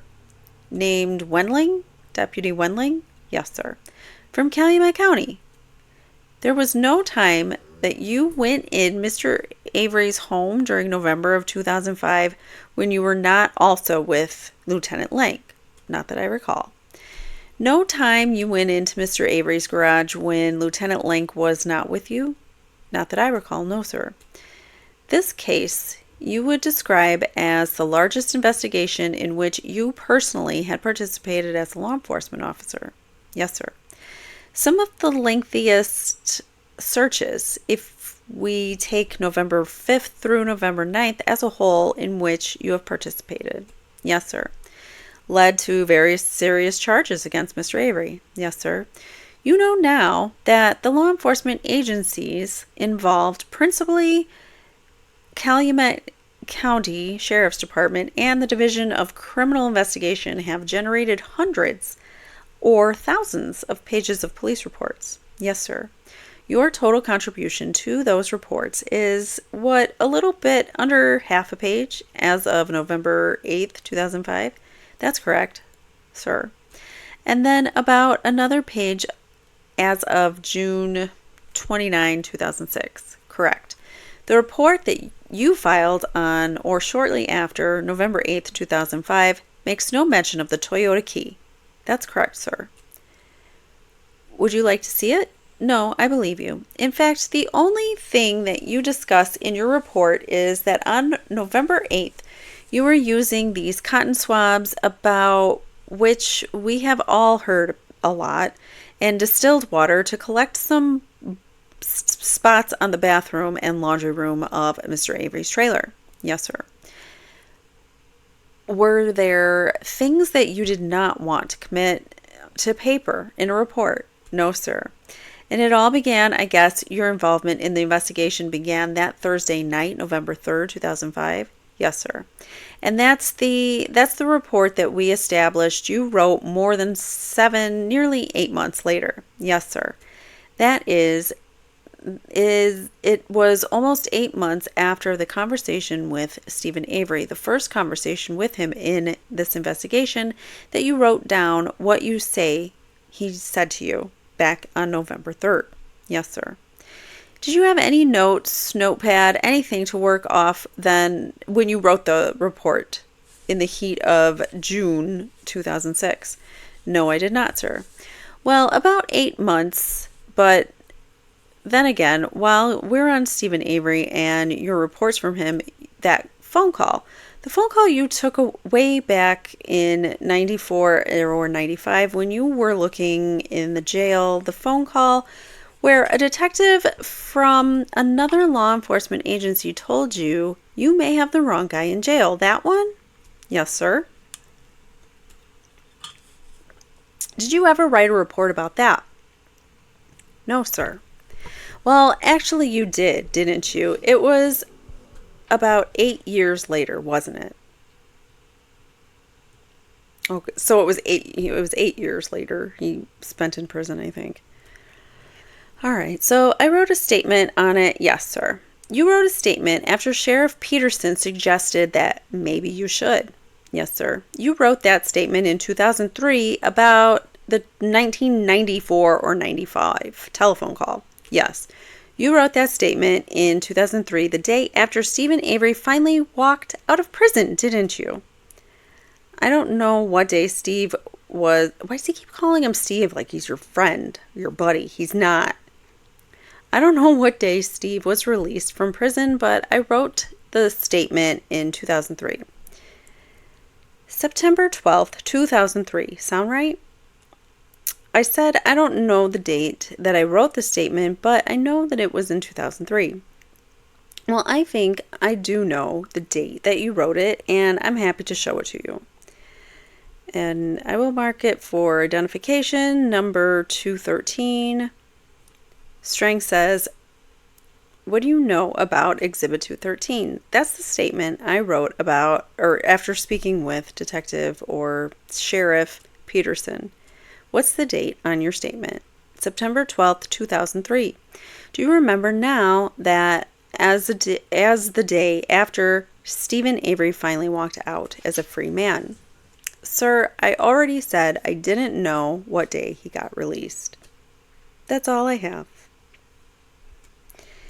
Now, there are a few little bits of redirect and recross. I think we have time to get through it here. All right, speed through this. Mr. Kratz again asking the questions to Sergeant Colborn. Sergeant Colborn, just a few follow-up questions. Mr. Strang asked you if you had written a report about that telephone call that you had sometime in 94 or 95. Do you remember that question? Yes, sir. Do you remember your response? My response was no, that I did not write a report about it. As you look back in 94 or 95, if you would have written a report, what would it have been about? What a freaking dumbass.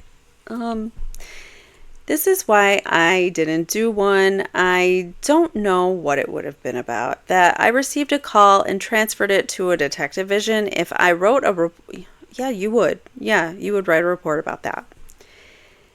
I don't know these people. If I wrote a report about every call that came in, I would spend my whole day writing reports.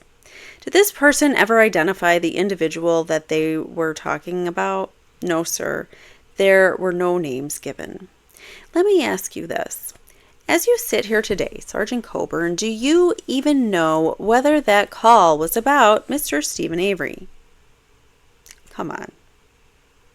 Yes, we do know that that call was about Steven Avery because the person that actually committed the crime confessed to it.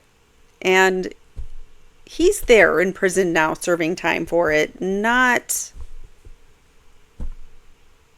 Steven. So, yeah. We do know that it was about Steven, but okay. Anyways, moving on.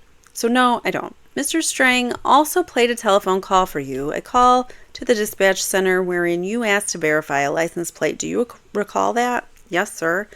Do you know if you made that inquiry of the dispatch center before or after you went to the Avery property on the 3rd of November? I did not. No, sir. I would think, I don't know.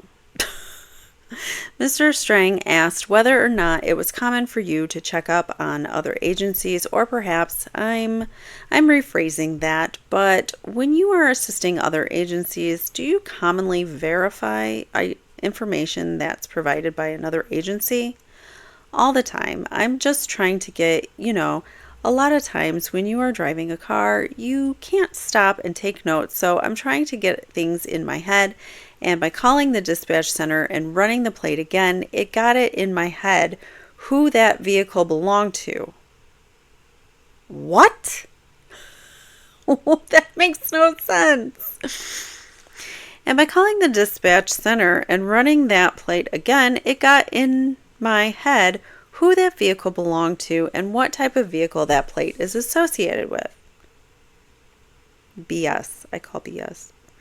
All right, Mr. Strang also asked you about an interview that you had with an investigator, Steyer, from the Calumet County Sheriff's Department sometime in January of this year. Is that correct? Yes, sir.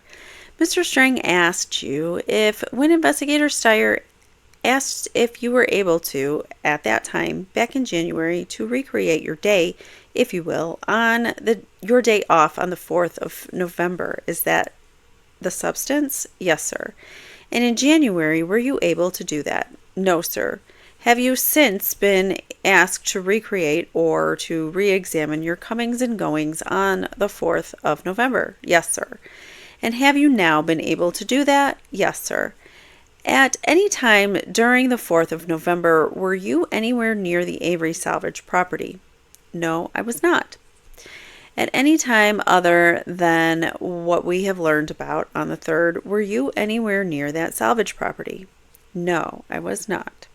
Again, before arriving there on the 5th of November, had you gone near or approached anywhere around the Avery salvage property itself?